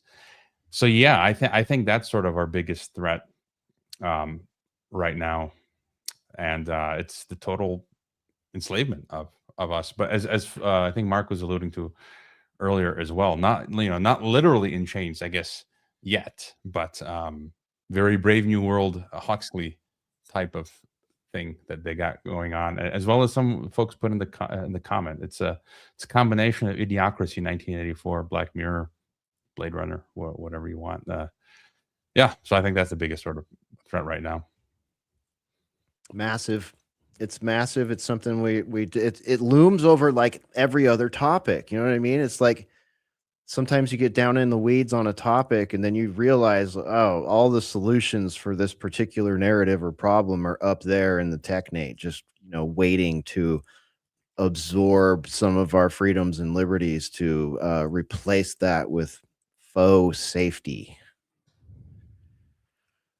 And we're seeing a lot of that going around. That's one of the things that keeps me motivated to have conversations about this over and over and over again. It's like they're already putting these laws in place. They're everywhere. Like we're saying, there's places you can't even meme freely. You can't even joke freely. There's places where you can't even hit repost on some public social media post. It's just insane, and here we are, supposed to be celebrating the 250th, the 4th of July, Independence Day. And it's like, wait a minute, right here, not far from me in Central Texas, we all saw a video of police officers knocking on someone's door and asking them about their social media posts and what they said about that one country in the Middle East. It's like, what are you doing? This is Texas. This is America, first of all. This is Texas, second of all. The fuck, So yeah, just some of those fundamentals just completely trampled on, untenable with a great reset, a brave new world, whatever you want to call this. That's the real problem when it comes down to the technate is if you have a Magna Carta, anything resembling a Constitution or the actual United States of American Constitution, all of that great reset stuff is not, it's against it. It doesn't fit. It's unconstitutional. It's against natural rights.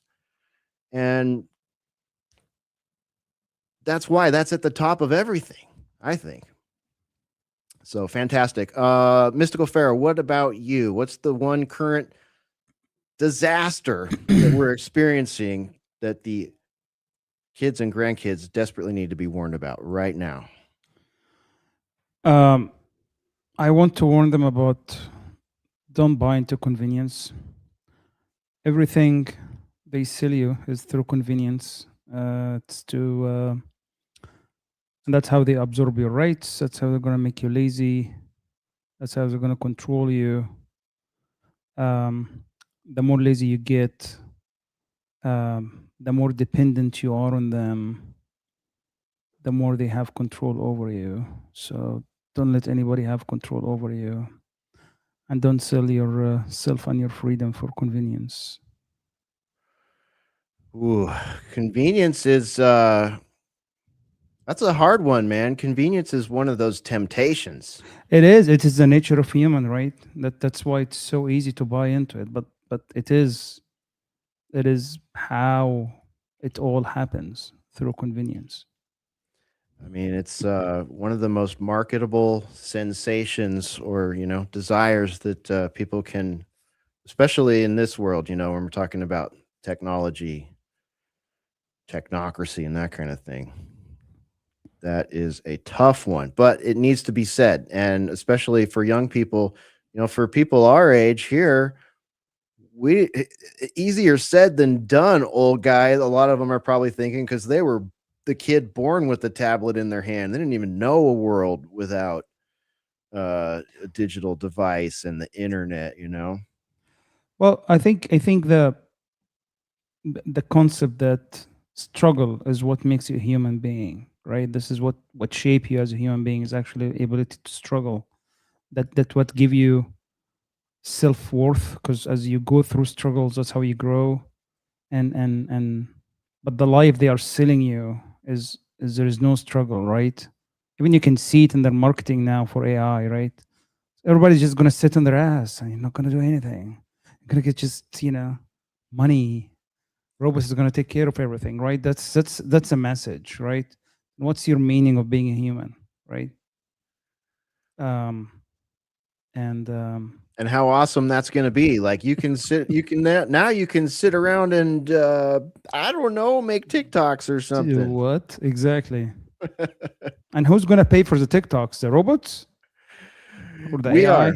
I We're don't gonna, know. we will Or all you're gonna pay. spend your basic income on TikTok and the robot. Exactly. It's just gonna be a feedback loop. We will pay into that and to the data centers. So the data centers suck up all our water and power, and then that makes us have to pay for that to happen. And the data center provides that stuff, and the people get dumber and dumber. It's a big self-licking, gross ice cream cone.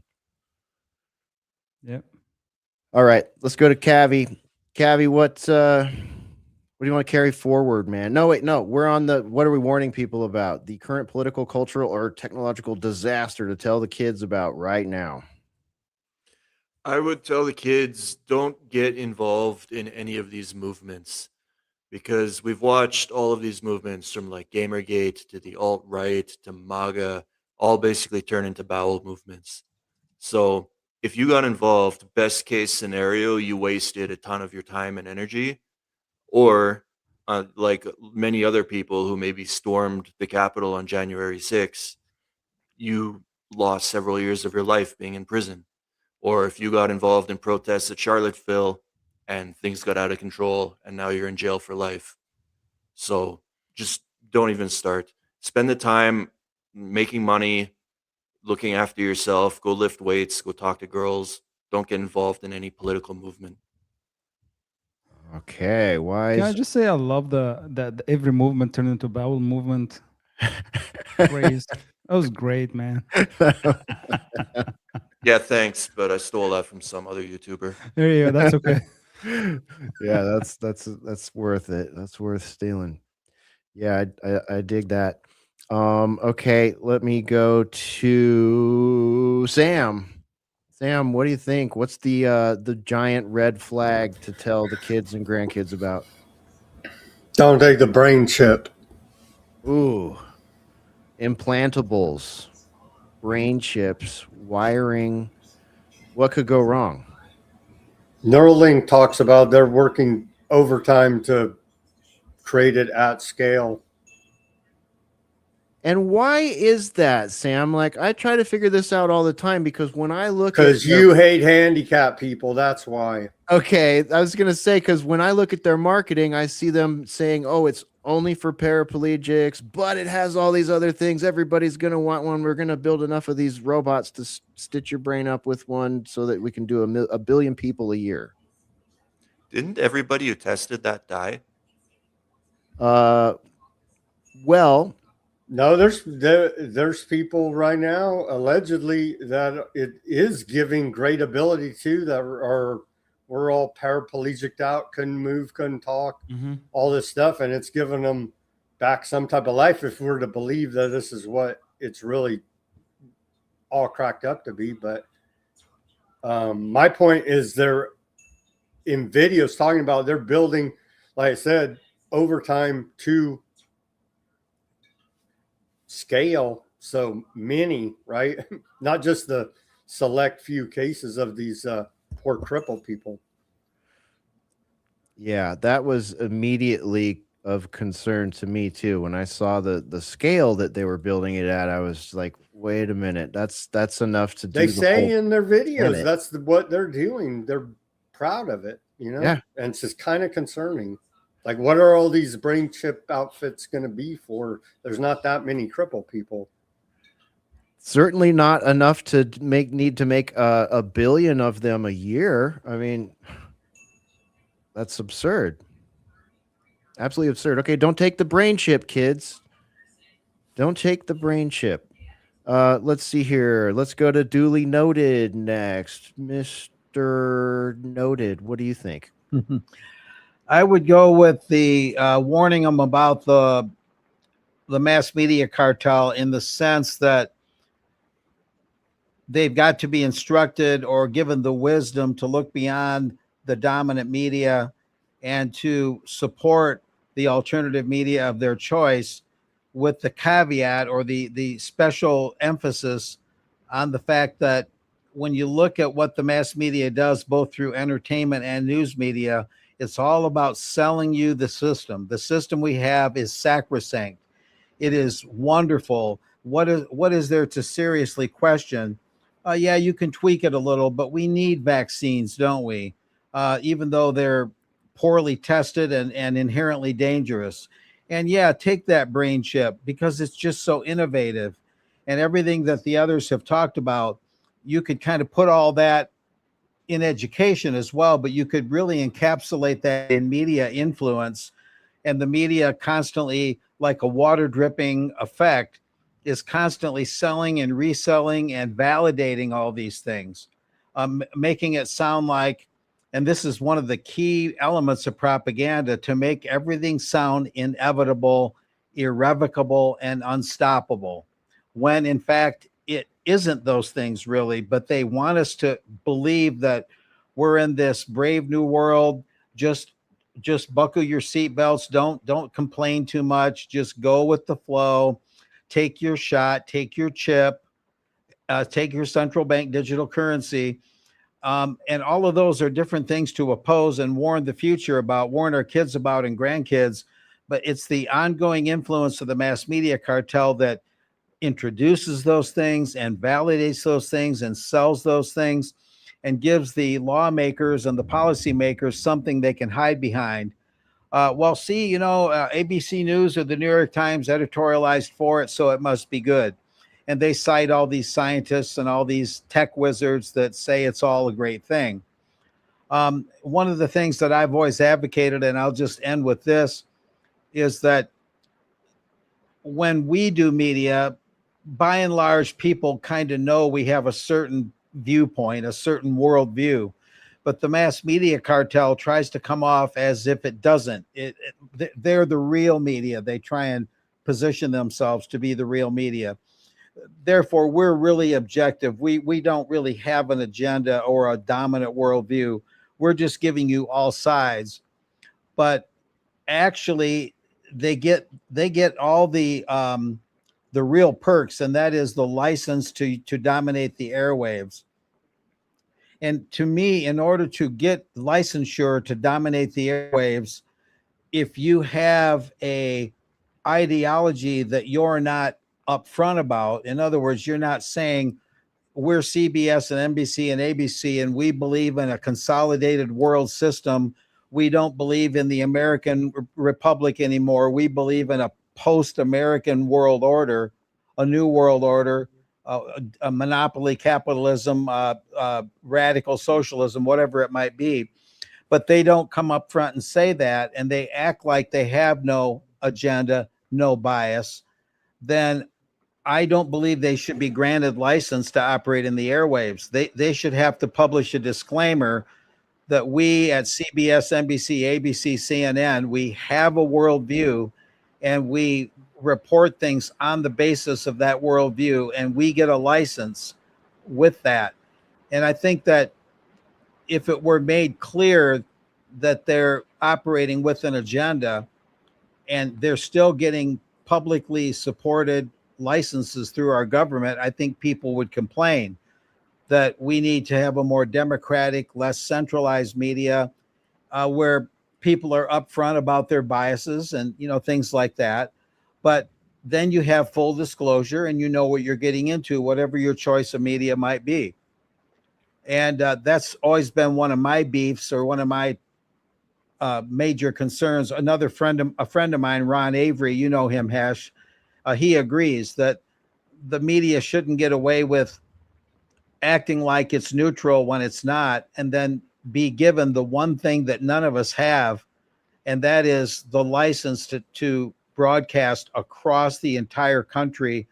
And that's their power. The power is not in their message. The power is in the dissemination of their message.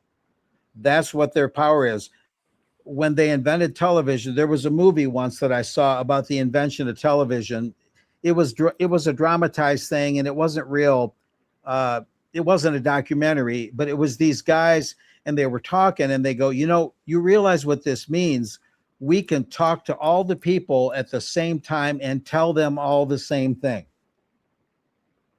And so for anyone to be given that kind of privilege, to be able to tell everyone the same thing at the same time, you should have to pass a lot of hurdles to be given that privilege. And the media cartel does not have to do anything substantive to be given a privilege that should be very, very, very conditional. And so I could go on and on a soapbox about that, but that would be to digress a bit. That would be mine, the media cartel and how to arrest their influence. Yeah, fuck them, dude. Seriously, this has just gotten so bad. What you just said there at the end, the ability to tell everybody the same thing all at once. We saw what that looked like on a global scale in 2020. We see it in weird little international blocks every day. Exactly. But talk about the entire Atlanticist world, and even further than that, the entire globe, probably, save like a couple little islands and Sweden, did the same messaging, received the same messaging, and look where we are now. We did everything we could to resist a new normal, a great reset, all this other nasty crap. But here we are, and it is a new normal. And it's a new normal where people are not accepting a lot of things, and at the same time accepting a lot of things that they shouldn't. We've been fundamentally had life, the ability to pursue life, liberty, and happiness put on pause, if you will, and then watch it erode in a matter of 6 years after that. So that ability that you just said there, Mark, for the people in power to say the same thing over and over across the whole planet. Look where that got us. There's a litany of dead people, a litany of frightened people, a litany of people who have lost loved ones, a litany of people who died on ventilator machines unnecessarily, a litany of people that took medication that was not safe, not tested, that they were lied to about, propagandized to about. So yeah, that's just one example of what this looks like on a global scale, which I think is, part of the reason that we're harping on a lot of this stuff today. I guess that's the big deal with that, giving warnings to the young people. Like, that's a huge one right there. It's huge. Let me go to Tim. You didn't answer this one yet, Tim. What do you think, man? What do you got? Yeah, what's up? I mean, the question, the original prompt was something that I wanted to say, like, oh, what's one of the problems? Okay, AI data centers, which are what? Surveillance centers. They're control grids. And so, but it goes beyond that, because what are these things actually doing? And it's the normalization of surveillance over everybody and control. And so it's like when you look at in the context of America, 250 years, what's going on in 50 years from now, like one of the big things to warn about, I think, is that normalization of surveillance, like how that creeps into everything, and how it doesn't matter, like if you say something on social media or how you transact or whatever, all that comes back to build this some kind of grid. And so, yeah, when I'm thinking about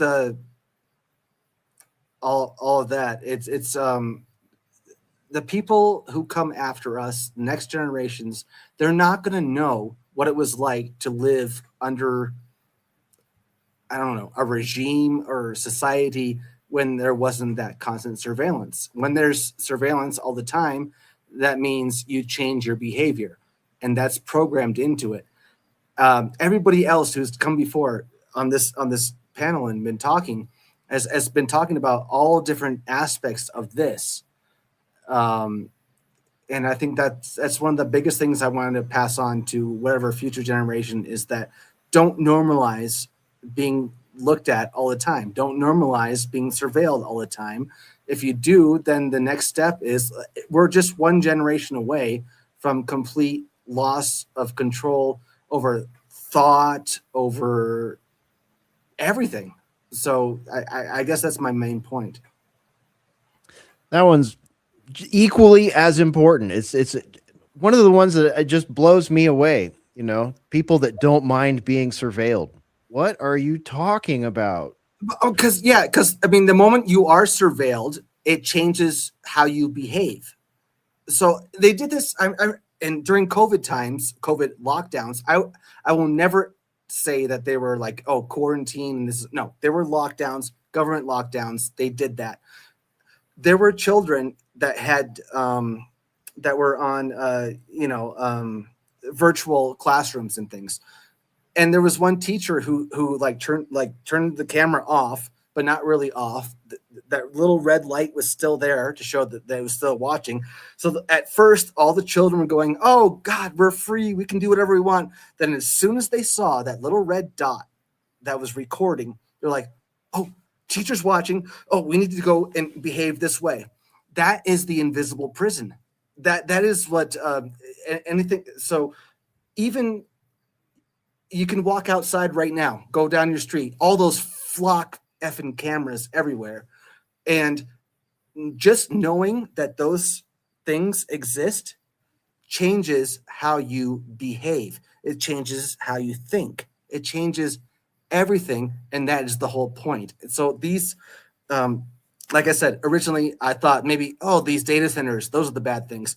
No, don't normalize surveillance, because that is what is going on right now. That is the biggest push ever.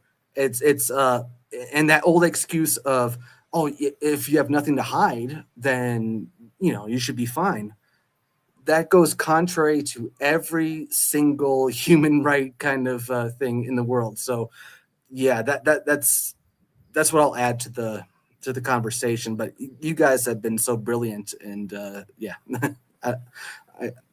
I've got a lot.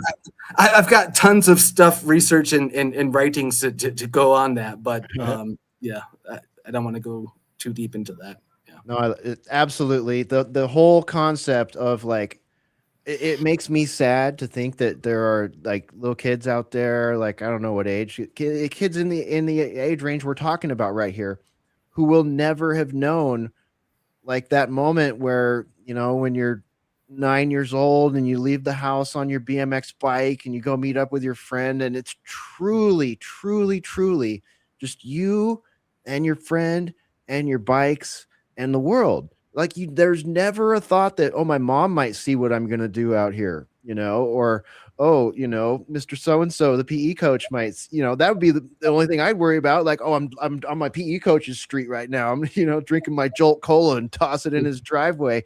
It's like, I got away with that. It's a terrible example, kids. Don't litter. Well, it's not even getting away with shit. It's just being alive, being a fucking human being, and just living your life. But like, even in my childhood, upstate New York, I had a house, and behind me was the woods, and there was a little pond, and my best friend lived over the way, just beyond. And we would call each other up on the old phones with the long cords, and actually, I had one of those rotary ones, and just to say, "Hey, I'll meet you here. Let's go hang out." Yeah. But it's like, but nowadays it's let's go here, hang out, and there's a big old fucking flock camera looking at you, doing everything you do, looking at everything you do, everything you say, picking up everything. And like, what does that have to do with safety? It's not. It's just it's control. It's God. I'll go back to the thing. Like, don't normalize surveillance. That old adage of like, well, if you got nothing to hide, oh, this is going to make people safer. No, this changes your behavior in an invisible prison, and I hate that shit. Me too. Saying that is tantamount to saying, like, I trust all institutions and all people who have know more about life than me. And that is not freedom. That is not living free right there, my friend. All right. Randy J had to bug out. Thank you, Randy J, for joining us. Pharaoh had to bug out. Thank you, Pharaoh, for joining us. Roy bugged out and then he's back, so that's awesome. Thanks for coming back. I guess it's your turn, Ruckus. Did I miss anybody on that one? Have we gone through everybody? Who did I miss? I must have missed somebody. No, I think you're right, because everybody bailed. Okay. Cool. So for me, well, what could it be? Well, you all know me. How do I always end, like, pretty much where I try to every time I'm on the air?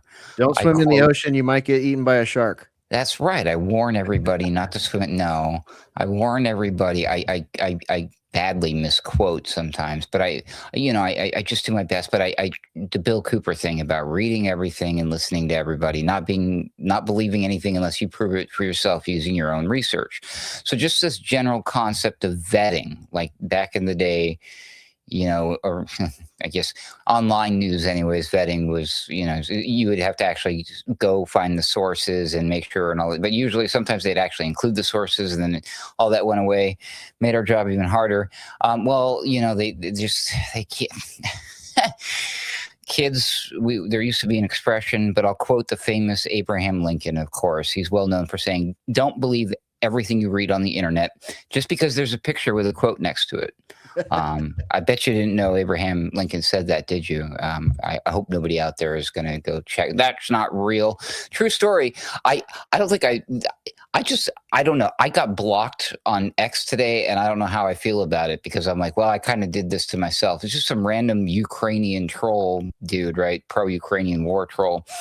Did you see that meme going around to the Coca with the pictures and the block, and it had the Zelensky on it, and it was a bad Photoshop. It was obviously a meme, but they posted it, and some Ukrainian pro troll, he's got a lot of followers too, I guess. I had no idea. I thought it was just some dumbass. He's all like, hey, you got no shit for Brent. You're a dummy. You're dumb, because he thinks this is a real story. And then he shares a screenshot where it's like him or somebody interacting with a chat bot. I don't know which one it was, Grok or whatever. He's all, is this real? And he gets the big long answer from the chat bot, like, no, this is not real. And he gets the standard, like, mainstream narrative propaganda bullshit, right? And again, like, when you look at the picture, like, unless you're an idiot, you're looking at, like, this is a joke, dude. Right? Like, but he took it seriously. Like, look, they're making fake news. And I clicked on the guy's account. He's literally like, him and all his buddies are talking, here's where they're getting this stupid shit from to make this stupid fake story. I'm like, dude, they're really going this crazy over a fucking meme. I mean, like, get the hell out of here, right? Just like, they're paid Russian propagandists.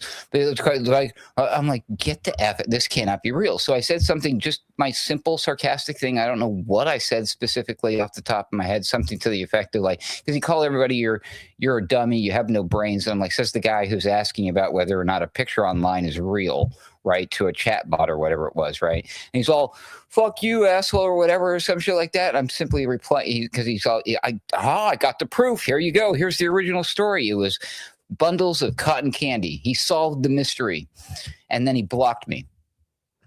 Ruckus, I got to say, just 2 days ago, the United Nations came out. They had a report on the dangers and potentials of artificial intelligence. It was their preliminary report.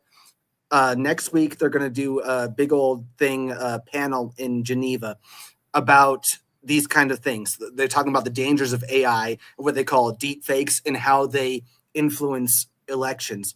One of the examples that they used they said, oh, deep fakes are deeply influencing elections and perceptions. One of them was that one meme of Kamala Harris saying she was the ultimate diversity hire. It was purely yes. It was AI using her voice to say stupid shit, and it was so obviously satire and fake. But they used that in their example of this is why we need to crack down on disinformation, misinformation, everything like that, because the point is, like, you can't even use satire anymore to like just create art or go just express oneself. You can't do that anymore. The UN is going after all these things in the name of information integrity, and they made all their member states sign a code of conduct on that we're gonna stamp out disinformation, misinformation, malinformation, all that shit. And they don't have a sense of humor. Yeah. Well, but to my to go back to the thing, the reason I brought that up is like, even though that was a weird outcome for me and a silly example, like he shouldn't have gone through all that trouble. Well, maybe he should have. I would like to commend that person who blocked me, even though it was obviously a meme. But like, he actually did the thing. I mean, allegedly. I mean, the whole thing seems really goofy to me, and they're probably paid propagandists themselves. But whatever. Like, but if you follow the means, if you believe that they actually went out and tried their hardest to disprove this fake story, that's what you need to do. You know what I mean? Because what I'm warning people about is that they just take the answer that's given to them far more than they ever used to before. We were bitching about the mainstream media, and the problem with what you guys are talking about with them getting the messaging out is like, I flashed it on the screen a little while. Everyone remembers the Sinclair broadcasting, and they're all reading from this game script, and this is very dangerous to our democracy. Everybody remembers that, right? There, I see the heads nodding, right? Okay. See, well, that used to be the problem, is that these people come out there, tell you a bunch of lies and propaganda, or whatever, or read from the script. And it was then on you to do what I always would talk about with Bill Cooper, say, okay, listen to that or whatever, but now you can't believe it until you go prove whatever they're saying for yourself, right? And so, there were still people who could watch the mainstream news and be like, well, yes, that hit me, but yeah, I know they're lying or whatever, and I'll go check on it. But, people used to do that, but now we don't. And it's not because of the mainstream media.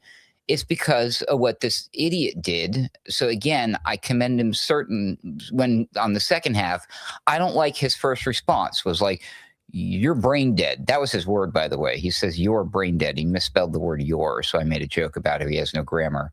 But he says, you're brain dead, and attaches a picture of him being brain dead, asking a ChatGPT to do his vetting for him. You know what I mean? So now he is assuming in that response that whatever the chatbot said was true, right? And he could just move on and be like, here's my proof. Well, he actually went a step further, and they actually did discover the original source and then show, here you go. And he says, F you, asshole, and then he blocks me. And he shows me the actual real proof of the real story where the picture really came from. Now, the thing is, now that means I have to go follow what he sent to me to prove that whether or not that's really real, or if all of this is fake. You know what I mean? And I'm just like, it's the AI, it's the chatbots, it's the deep fakes, it's the trolls that have made all of this so difficult. But I'm warning all the future generations, don't give up the fight. You do whatever you effing have to do to prove for yourself, to vet this information before you believe it. I don't care if it's your own mother telling it to you. I don't care if it's me telling it to you. I'm kind of, doing the Bill Cooper thing. I don't care if it's a hologram of me in the future or a hologram of Bill Cooper in the future telling you still got to prove it for yourself somehow. I don't know what that looks like in the future, but please maintain that spirit of doing everything in your power to prove something for yourself. Okay? There you go. In school, even when they gave us the calculators, we had pretty cool calculators. At least we thought they were back in those days with the little TIs and all that stuff. They're still out there. They're even a little cooler now, I bet. But you had to be able to write your work down on a piece of paper. You had to show the steps. You wouldn't pass a test if you couldn't write it out and show it. Which is so weird to me because that was like really important. That was like banged into my head, at least in my school. I'm guessing everybody in this room had the same thing. It's very important. Yes, you can use your little TI for these parts, but you got to be able to write out the steps. So, but now it's just like, oh, now they're telling young people you don't need any of that anymore. You don't need to know the steps. We've automated them for you. What could be better in life? Oh, the problems. Okay. That's exactly what Klaus Schwab said just 2 weeks ago in University of Johannesburg in South Africa. He said universities and all that's out of it doesn't matter anymore. You don't have to go to school anymore for knowledge. What you have to go to school for now is to learn how to use chatbots, Great. LLMs, and how to manipulate those. He said those are the future, and that every single year you need to get a certificate to prove that you've kind of graduated beyond this little chatbot thingy and you know how to manipulate it. So that's the future we're going for. Yeah, no more knowledge seeking. It's all about capabilities, how to use these technologies that are owned, run, and controlled by big tech, by intelligence agencies, by governments, and all that shit. Yeah. Well, I would like to wholeheartedly agree with everybody. So everybody take 9 shots. And for mine, did I miss anybody? I didn't miss anybody, I think. And for mine, my warning to the younger people that are going to see the 300th anniversary of the country, if the country makes it that far, is the importance of sovereignty. Just very simply, like the importance that you live in a sovereign nation, and that this nation is built on a framework of representative democracy, or whatever nation you're in. At least it is hopefully still sovereign. I don't know what I can say to the folks in the European Union, how you guys feel about that. If you still feel like you have that, if you don't, this is what I'm going to say here is probably going to resonate with you. But the importance of having a nation, just having a nation at all. I mean, these North American talks of North American Union, look at the European Union, how that's gone. They all want to build these big technates. We don't want that. You can't have a technate and a sovereign nation. It just doesn't work that way. I guess you could say globalism, right? I gave the example a minute ago of 2020 with the messaging, the global messaging. Well, what happens when the currency is global? When the messaging is 24/7 global? Oh my gosh. I mean, you can see how that gets Orwellian real quick. Arguably, we're already in a situation where narratives are being whipped up just to give us the distraction of what the geopolitics are and what the internal, conflicts are within all our various nations, America in particular. So the normalizing of, hey, no borders, let's be cool, man. Everybody's just be cool. No, not with these people in charge.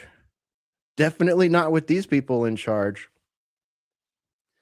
You lose everything if you lose your sovereignty as a nation. You're at the whim and boot of all of the worst corporate, the worst military intelligence, the worst corrupted politics can gin up in a technocratic society. Like, you literally have no chance if you don't even have a nation. Arguably, we have no chance, even though we still technically have a nation. Why would you say that, Hesher? Because personally, I think that there was a coup that happened in this country, a slow motion coup that maybe goes all the way back to 1776. We could talk about the Hellfire Caverns and Benjamin Franklin's spare time and this and that, and some of the arguments that were had between the founding fathers. But it's 250 years, so I don't want to go too far back, but we could go all the way back to the Act of the 1870, somewhere between the Act of 1870 and the Federal Reserve Act of 1913. That's a soft coup right there, my friends. That is a soft coup. It fits with what Mark Anderson said about doing end runs around the Constitution. Things like that happen, and it's like, oh, we just name it properly. We get an armed IRS to go in there and enforce the tax stuff. Income tax, yeah, let's have that. And then, it just goes from there. Every administration, they chip away at it. Fast forward to Bill Clinton. Rehypothecation in the money system. Sure, sounds good. Let's let the bankers make bets on people's money, other people's money. What could go wrong, right? And then fast forward to 9/11. 9/11, in my opinion, was a big flag that was put down by those same powers that brought us all these other travesties. Oh, by the way, I kind of forgot World War I, World War II, Korean War, and a whole bunch of other shit. But the 9/11, I won't get too deep into it, but that was a flag plant right there. That was this is war. This is eternal war. This is eternal war against a concept that sets us up for ongoing Orwellian geopolitical struggle. So, do we still have sovereignty? That's up for debate. Clearly, my opinion at this point. But the importance of it, I think, needs to be underlined. So that would be my warning to the kids and grandkids right now for the 300th anniversary of this country. Don't let go of the sovereignty of this country. And, that has a lot of things that pour out from underneath it. You know what I mean? Everything that was said here tonight, every point that was made on all three questions is attached to that. If you actually had sovereignty, if you actually had representation, if you didn't have these fucking lobbyists, if you didn't have political Zionists, if you didn't have Christian Zionists and all these people from other countries, if you didn't have Black Ops and CIA and Agenda 2030, everything that's been mentioned here tonight, then we'd be cooking with something. Go ahead, Mark. I just texted you a link from 1976 when we were at the 200-year mark. Ned Beatty talking to Howard Beale in the movie Network. And you might want to play part of that clip. This is a globalist telling a newsman how it's going to be. Some of us have seen this before, but it's spot on accurate. Of course, you don't have to, but I just sent it to you by phone. It was the most expedient way of sending it. And some of us might not have seen this, and some it'll be a blast from the past, but it's up to you. I just threw it in the pot. Oh man, I really want to play it, but I don't want to get a copyright thing on my I don't know if that even is something. Oh, are we able to do that, you guys? I don't know. I just tend to err on the safe side sometimes these days. Yeah. You could put the link in the show notes or something. I definitely will. So for anybody watching that hasn't seen the movie or seen that clip, it'll be on the show page. alternatecurrentradio.com. Show page is already up. Share it around if you like. I end up filling out the reference links over the next 48 hours or after the show. Yeah, go ahead. If I may, Hesh, before I got to sign out, to summarize what Ned Beatty, the actor, says to the guy that played Mr. Beale, he just said the world is a business and democratic states, in essence, don't exist anymore. Or at least in principle, maybe that wasn't a total reality, but it was, at least it was moving that direction. And you're talking about sovereignty, Hesher. most people are pro business and they're pro free enterprise, but what the species of capitalism we have now is not free enterprise. It's winner takes all monopoly capitalism. Everyone else is just struggling for scraps at the bottom of the barrel, and we're turned into scavengers and landless serfs largely, and peasants. But the world is a business. That's their way. And he says, Mr. Beale, it's a college of corporations. That's also in that quote from that movie. And so this is what we're up against. They're viewing the world as strictly business. And in the I'll end with this. In the Hitchhiker's Guide to the Galaxy, there was a species of beings called the Vogon, and they practice what I call Vogonomics. And the Earth was in their way of some sort of hyperspatial transport system they wanted to put through space. So they said, well, we'll just blow up the Earth. And this is the attitude behind what Ned Beatty was saying in that movie, that the world is a business. It's Vogonomics. All that matters is money for the sake of money. Money is an end in itself. It is not a means to a greater end, which is, if money is a more neutral servant of mankind rather than our master, then money is simply an inert financial tool that makes business happen. But no, under Vogonomics, if you want to call it that, money is an end in itself. And no matter how much human suffering happens, as long as someone is making money and lots of it, that is considered good. Everything else is considered subservient to that. All right. And with that, Mark, do you need to bounce out? Yeah, it's the storm is getting bad here. I got to make sure my roof ain't gonna leak. All right, Mark. Thanks for joining us tonight. Appreciate you. Yeah, good stuff, guys. Everyone, man, super. See you later. Yeah, engaging, fun. There he goes, Mark Anderson, the Truth Hound. All right, are we on to bonus rounds here, Ruckus? Is that where we're at? Yeah, you guys are down. Sure. For that. I got to I'm sign down. off. I got to sign off here. All right, Sam Chaney, thanks for joining us tonight. Thanks, Sam. Really appreciate your input tonight. And Why don't you tell everyone where to find you, bro? Where to find you, yeah.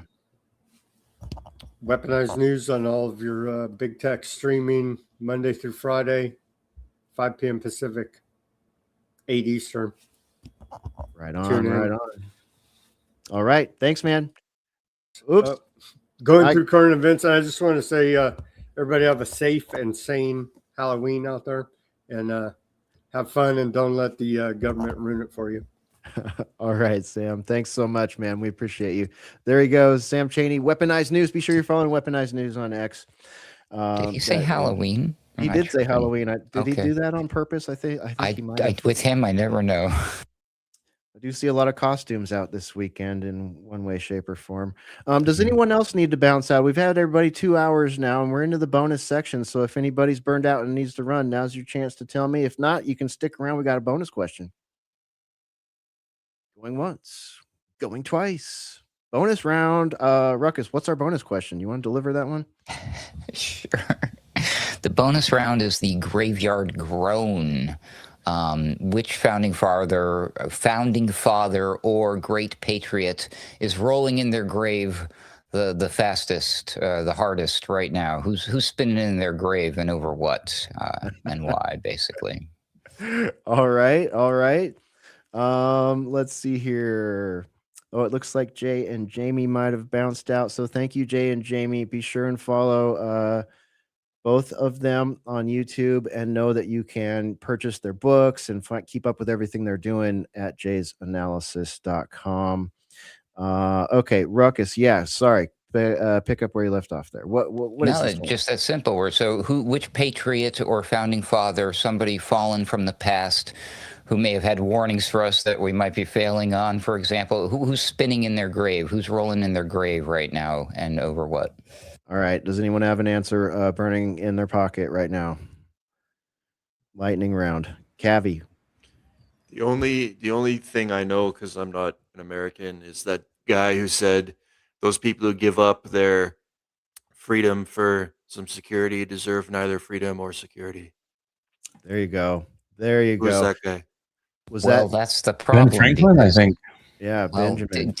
isn't there like a lot of these people say one thing and then they say it's another thing, and I don't know exactly when did that trend begin, because we were taught a specific thing during history and during the history books, and these people were at one point in time quoted as actually saying these things, but now they're like, well, you look it up and they'll say, well, Benjamin Franklin is most widely quoted as saying that, but some scholars suggest. Have you seen incidents where they make Oh these yeah, they arguments? insert doubt in a lot of these things now, huh? Yes. For how long have they been doing that, or is that what so the kids like to call them? Is that a Mandela effect? What do you think, guys? I don't know.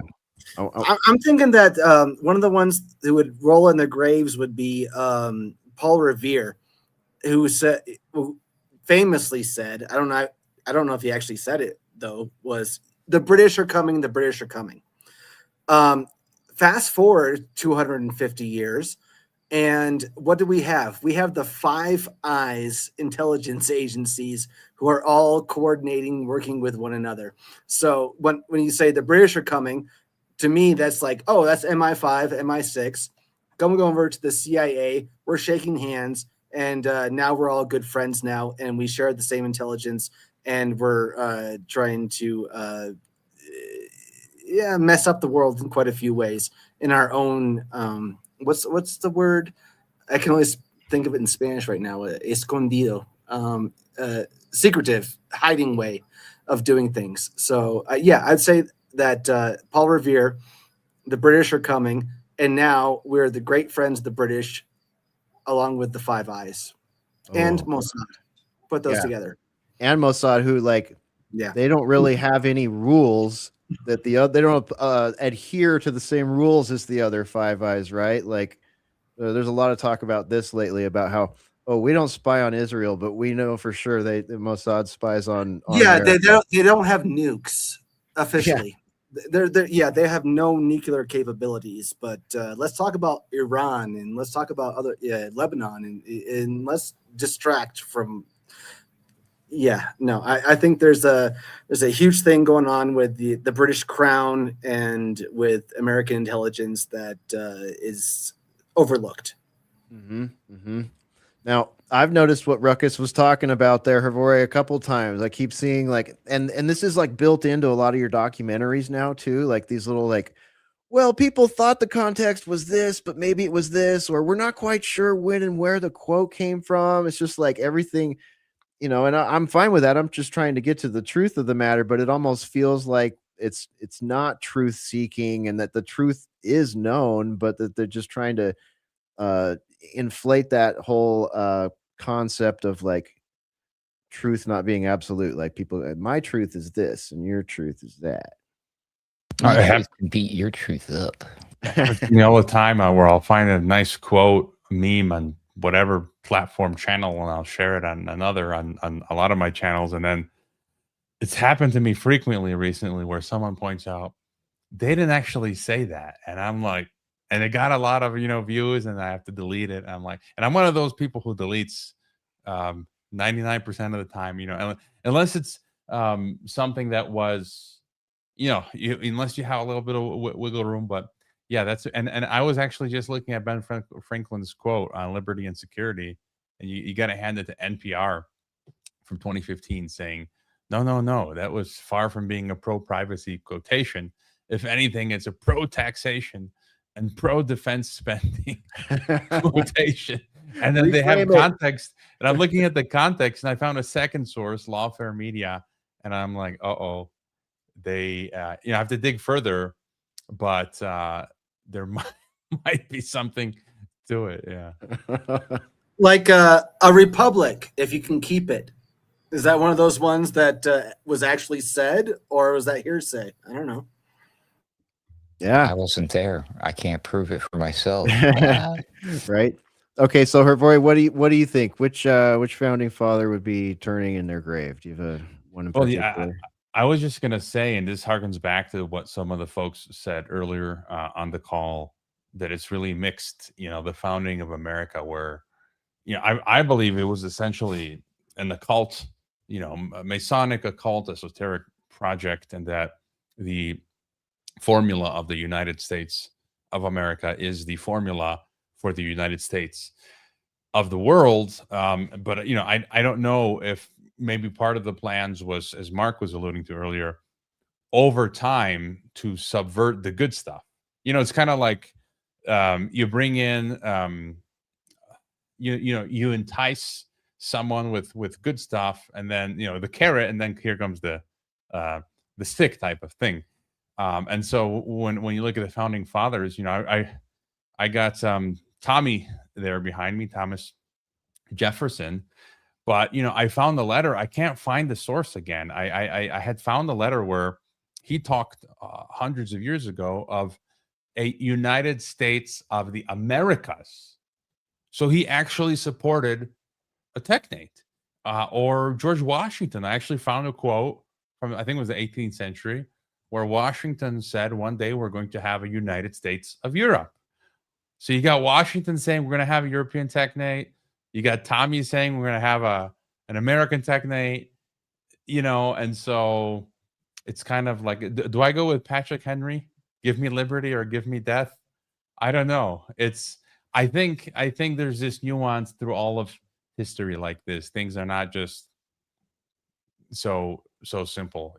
For example, I don't believe America was a Christian nation because it was founded by these guys, but there were a lot of Christians that came over, right, and put that ethos into action. So you kind of got like both activities happening at parallel, and it's a struggle. And I think that kind of best encompasses sort of my view, and it goes down to what was the other quote I had from Dylan Thomas? Not going gently into that good night, raging against the dying of the light for all of us. And we don't know exactly how far we are along, right? The spectrum, but it's that Sparta attitude. Going out with the blaze of glory. We need more people with that attitude to deal with whatever is before us. I was just talking with a construction guy today here in Mexico, and telling him, he asked me, because I've known him for a long time, and he asked me about the COVID injection, and I told him that my wife's extended family, the numbers now are 5 heart attacks in her mother's side of the family, and most of them are from the 40 somethings, the kids. So it's 5 heart attacks and 2 deaths.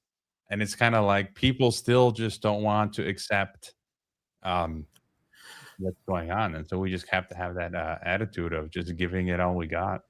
This is one of those things, Hervoy, that I always think about as, okay, what gave freedom to America, freedom to, the whole American project. And you look at it and it's like, oh, they're all Freemasons. And it's like, well, look into Freemasonry, what kind of religion is that? Is that bad? And then you look at like even something simple as the invention of the internet, which comes from ARPANET. Like these things were started out of a control group of very powerful people, very smart people as well. And all of a sudden, like, was their plan something to do with like, oh, let's give information to the people? But why give information to the people? Why give them that light of knowledge, to use a Masonic term, the light of knowledge? Is that for their own benefit, our benefit, or is that to give them just a little piece, a little tiny taste of something so that can be controlled later on? I look at the same way the founding of the United States and Freemasonry, the founding of internet and DARPA. Like, shit, it gave us so much, but also now we're seeing those control things kind of wrap us in now. Like, was that the plan from the beginning, or what the fuck's going on? It's a little deeper question. I don't know. I didn't mean to hijack what's going on right here, but it's something I've just been. No, that's one of the things I don't think that's a $1 million question. And I'm often asking people, my guests and others. And for me, it's Satan, the actual entity, say Satan, driving this project for thousands of years. I had a guest who put it well, though. He said, if you look at it from Bible prophecy, it's like this dude, Lucifer, has been working so hard for thousands of years to patchwork together this global government, and it only lasts for a handful of years and falls apart. Like, how pathetic, how pathetic is that? But I think one way you can see it is maybe there are some good intentions with some people involved, and then bad intentions with others, and then the evil will, twist it over time to its own machinations. No. Certainly, most certainly, my friend. I guess that's your turn, Ruckus. Neat. I got one for you. Rolling in his grave as we speak, unfortunately, would be one Major General Smedley Butler, who warned us that war is a racket. Do I really need to go into it much more than that? I would hope not. If you all out there, if, by any chance, another warning for the 300th generation, are not familiar with this gentleman or his book and all of his tours that he did and his talks, and even if you can find the recordings of him saying it himself, is the most powerful when he says these things, such as war is a racket. It is the only one international in scope. It is the only one in which the profits are reckoned in dollars and the losses in lives. But I don't think we learned our lessons with the forever wars kind of thing now, did we? But he's certainly rolling in his grave, I would say, yeah. Yeah. All right. Does that leave anybody but me? I guess I'm next, huh? I'm gonna go with James Madison. And here's the quote. Feel free, someone, to tell me it's misquoted, unquoted, no longer certain, unverifiable. Go ahead. I'm curious. But James Madison supposed to have said, I believe there are more instances of the abridgment of freedom of the people by gradual and silent encroachments by those in power than by violent and sudden usurpations. And I think that one really kind of hit home for me tonight, because that's, again, it just fits. It just, it dovetails with almost everything everybody said. So, I mean, he couldn't have been more right. He could not have been more right. I mean, we've gone over the ways society's been manipulated into accepting technocracy and digital feudalism knocking on their door. And yeah, I'm gonna go with James Madison tonight. And that's what David Icke said in Modern Times. It's the totalitarian tiptoe. Yes. Exactly. Well, actually, some scholars suggest that was actually Alex Jones when he was on with Joe Rogan. Oh, this is going to get worse. I can see this problem getting worse over time. All right. Let's round it out, you guys. Ready for saved rounds and final comments? Do you have the thing to play from our friend? Oh, yes, we have bonus material. Thank you for reminding me, Ruckus. I had a feeling. Let me Do you have a graphic? Because if not, I have the one up. I can just do it. No, I got it, man. I got it all preloaded and everything. The one thing I seem to be missing is the audio. I cannot help you there. Yeah, well, let's see here. I can bring that up.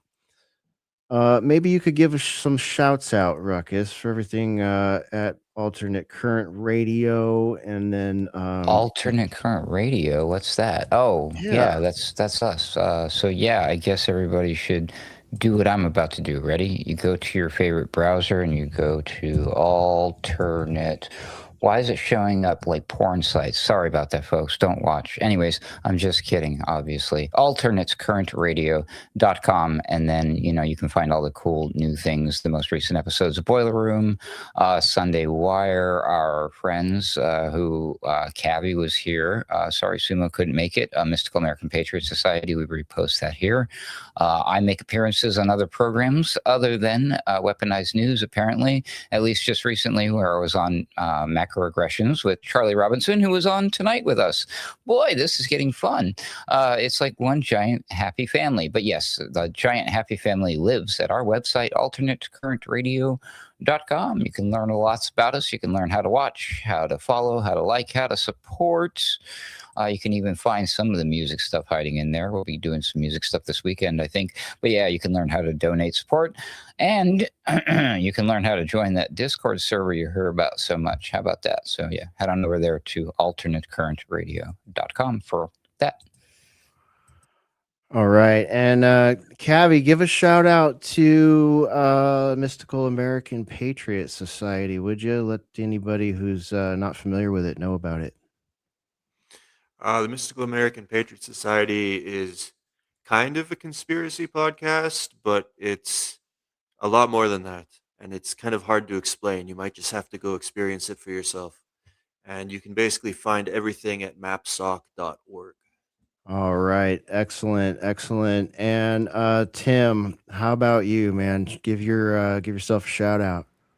I appreciate it, and I'm really I feel uncomfortable about promoting stuff in these kind of spaces. But yeah, the website is sociable.co. That's where I write and put stuff out there. But yeah, the most important to me is information gets out there and you guys understand and share, divulge, and just try to grow and get all that information you can and do with it as you will. Come to your own conclusions on stuff. So sociable.co. All I do is talk about WEF, DARPA, where technology comes from, where it's developed in governments, where it goes into the mainstream, and then how it's regulated after that. That's kind of the arc I try to follow. All right. All right. Thank you guys again, and I hope you guys have a great weekend. I'm going to play a clip from our friend Odd Man Out, and he did us. Did Havori promote his stuff? Havori, yeah. We didn't get Geopolitics and Empire. Thank you, Ruckus. Geopolitics and Empire. Havori, get the shout outs out. Real quick, ETT.live. I'm doing first, I got to make money somehow. No, Watchmen Privacy, my affiliates, Urban Hacker and Gabriel Custodia, July 20th. They'll be leading, I'll be lurking. 3-hour live workshop on escaping the technocracy, and people who join the call can ask questions all throughout, and it'll be recorded, available afterwards for people who join. $149 is the early bird, and then geopolitics and empire.com. And give that first website out again one more time. ETT.live, and they'll find it there. They did a workshop with Dr. John Padfield, the esteemed privacy expert who I've also had on my podcast. And so we're doing one. Yeah. Okay. Excellent. Excellent. All right. Love it. You guys are welcome to hang out. I have a short clip from Odd Man Out. It's only like 3 minutes, I think, but he's going to answer. He's going to get his word in on tonight's game show, Founding Fathers Facepalm, for our Boiler Room special here. So I'll pass it over to Odd Man Out here. Let me make sure that's on stage. What's up, guys? It is Odd Man here, and I can't be with you, but I wanted to leave a little something for you. So greetings to the Boiler Room crew and all the fine ACR listeners, viewers, and supporters. You guys are among a small minority of humans out there in the world who truly care about what's going on and refuse to be like the mind-numb masses of a president, party, and empire worshiping zombies who don't really have any true beliefs of their own, and they have no principles of their own, and just live out their days repeating the lies of the government propagandists and grifters. So to you guys, I want to say thank you for your service. It can get lonely out there, but guys, you're never alone. Trust me. We're celebrating the 250th anniversary of the United States of America, and I probably, like you, have some mixed feelings. I mean, I'm glad to live in America. I'm glad of some of the accomplishments of some of my fellow Americans. But at the same time, I'm highly concerned about the actual loss of freedom and the declining common sense and decency among we the people. I've never bought into the just because you're born somewhere makes you better than someone else who was born in another land.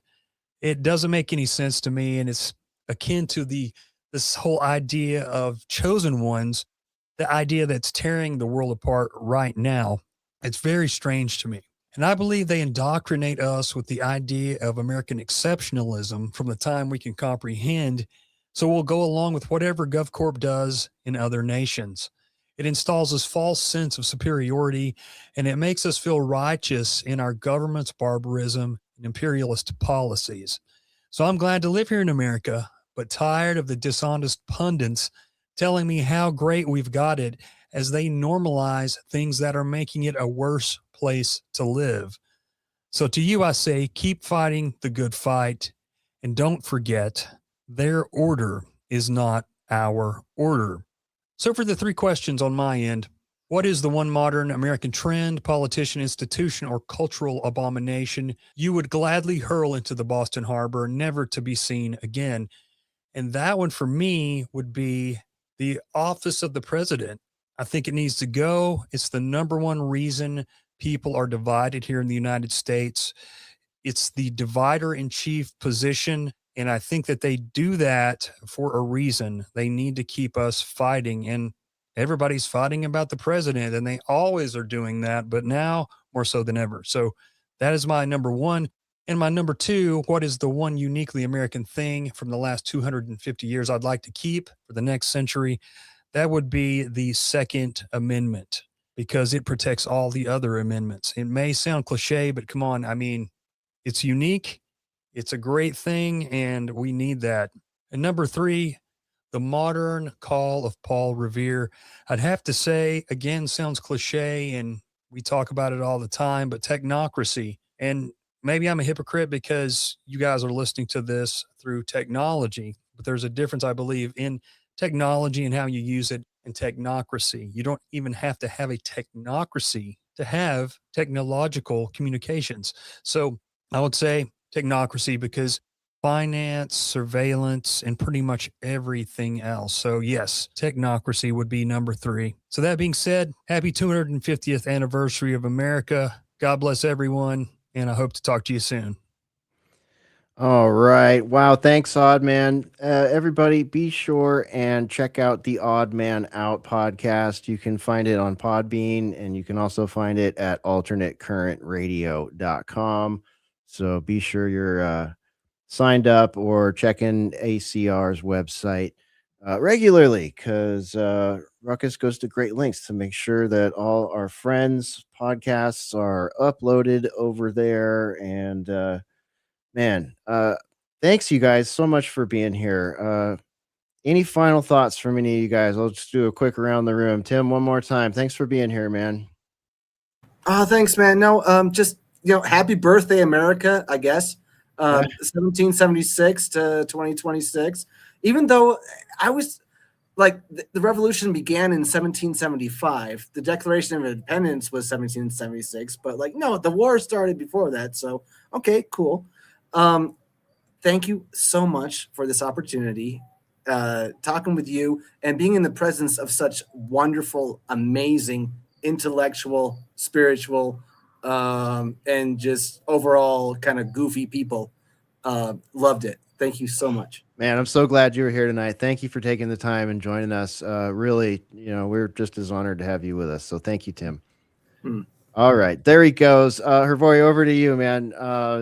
Any final thoughts? And thanks so much for being here tonight. Always fun to chat.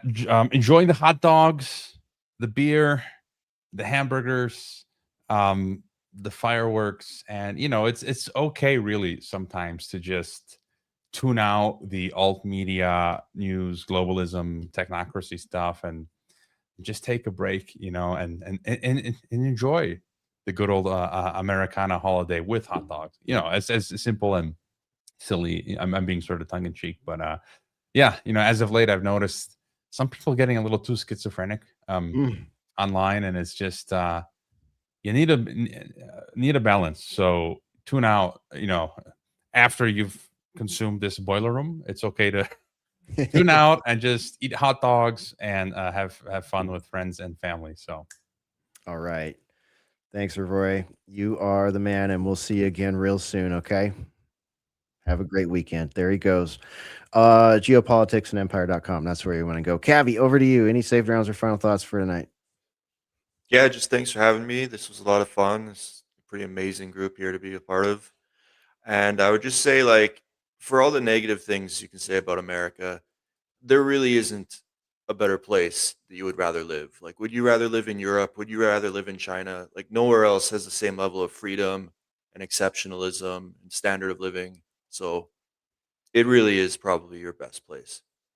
Dang right. And AR-15s, my friend. Thank you so much. Everybody be sure and keep up with the Mystical American Patriot Society at alternatecurrentradio.com. And big shouts out to Sumo as well, who wasn't able to join us tonight, but we know he's with us in spirit. Ruckus, over to you. Oh no. Okay, so hey man,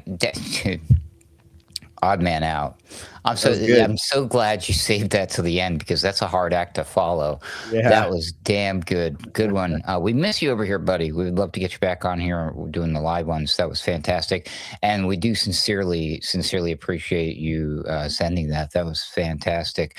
Now, of course, all things being said, I was listening to it. I was like, some of that sounded a little bit off. Is that really him? So I guess technically the audience has to, you know where I'm going with this, right? Yeah. They would have to trust us that we didn't like clone Odd Man Out's voice and do that ourselves and have like ChatGPT write out that great script. It wasn't really him.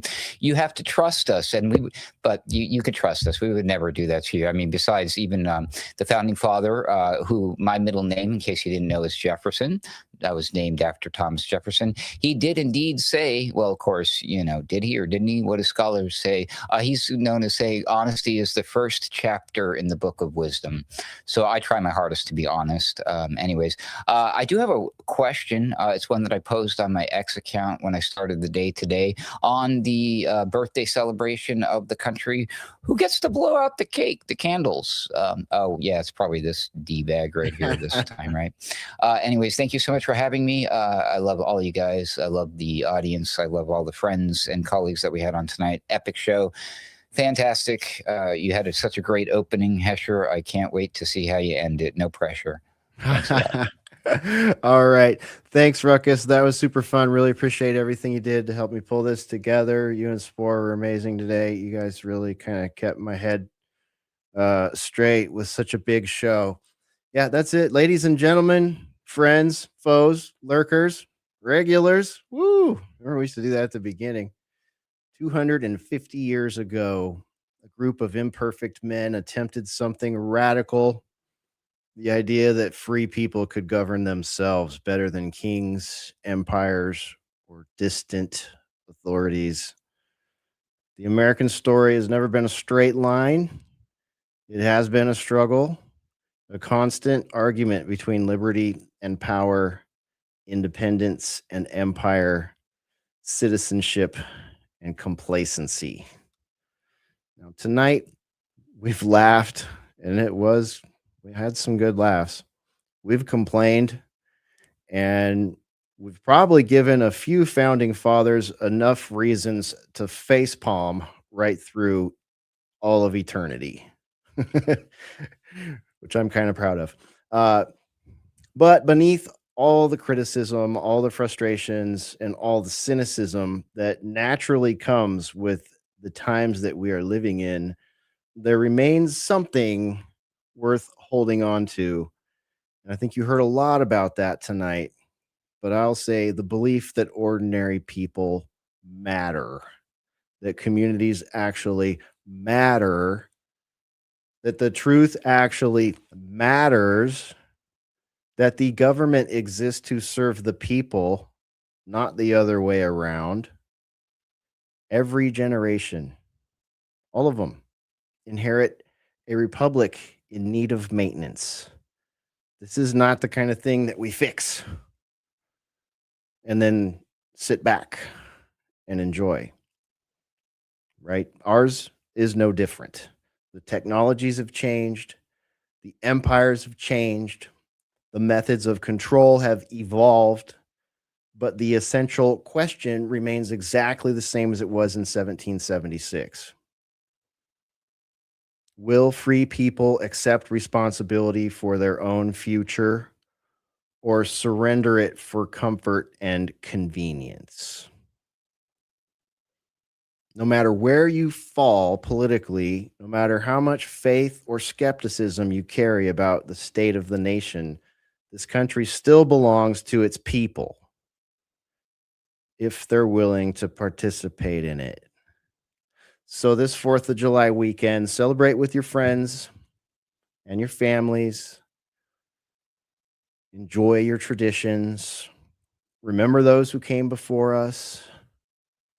And maybe take a moment to appreciate that the freedom to argue about America is itself one of the most American things imaginable. And if the founding fathers really are watching, let's give them something better to do than facepalm for another 50 years. Can we? I mean, this is a sad sight. This is a sad sight, right? We don't want it to be this way. So, from all of us here in the Boiler Room, thank you for joining us. Thank you for supporting independent media. And thank you for being part of this ongoing, messy, complicated, and extraordinary experience. Happy Independence Day. Good night. God bless. And we'll see you next time right here in the Boiler Room. That's it. Go ahead and run. Run home and cry to mama.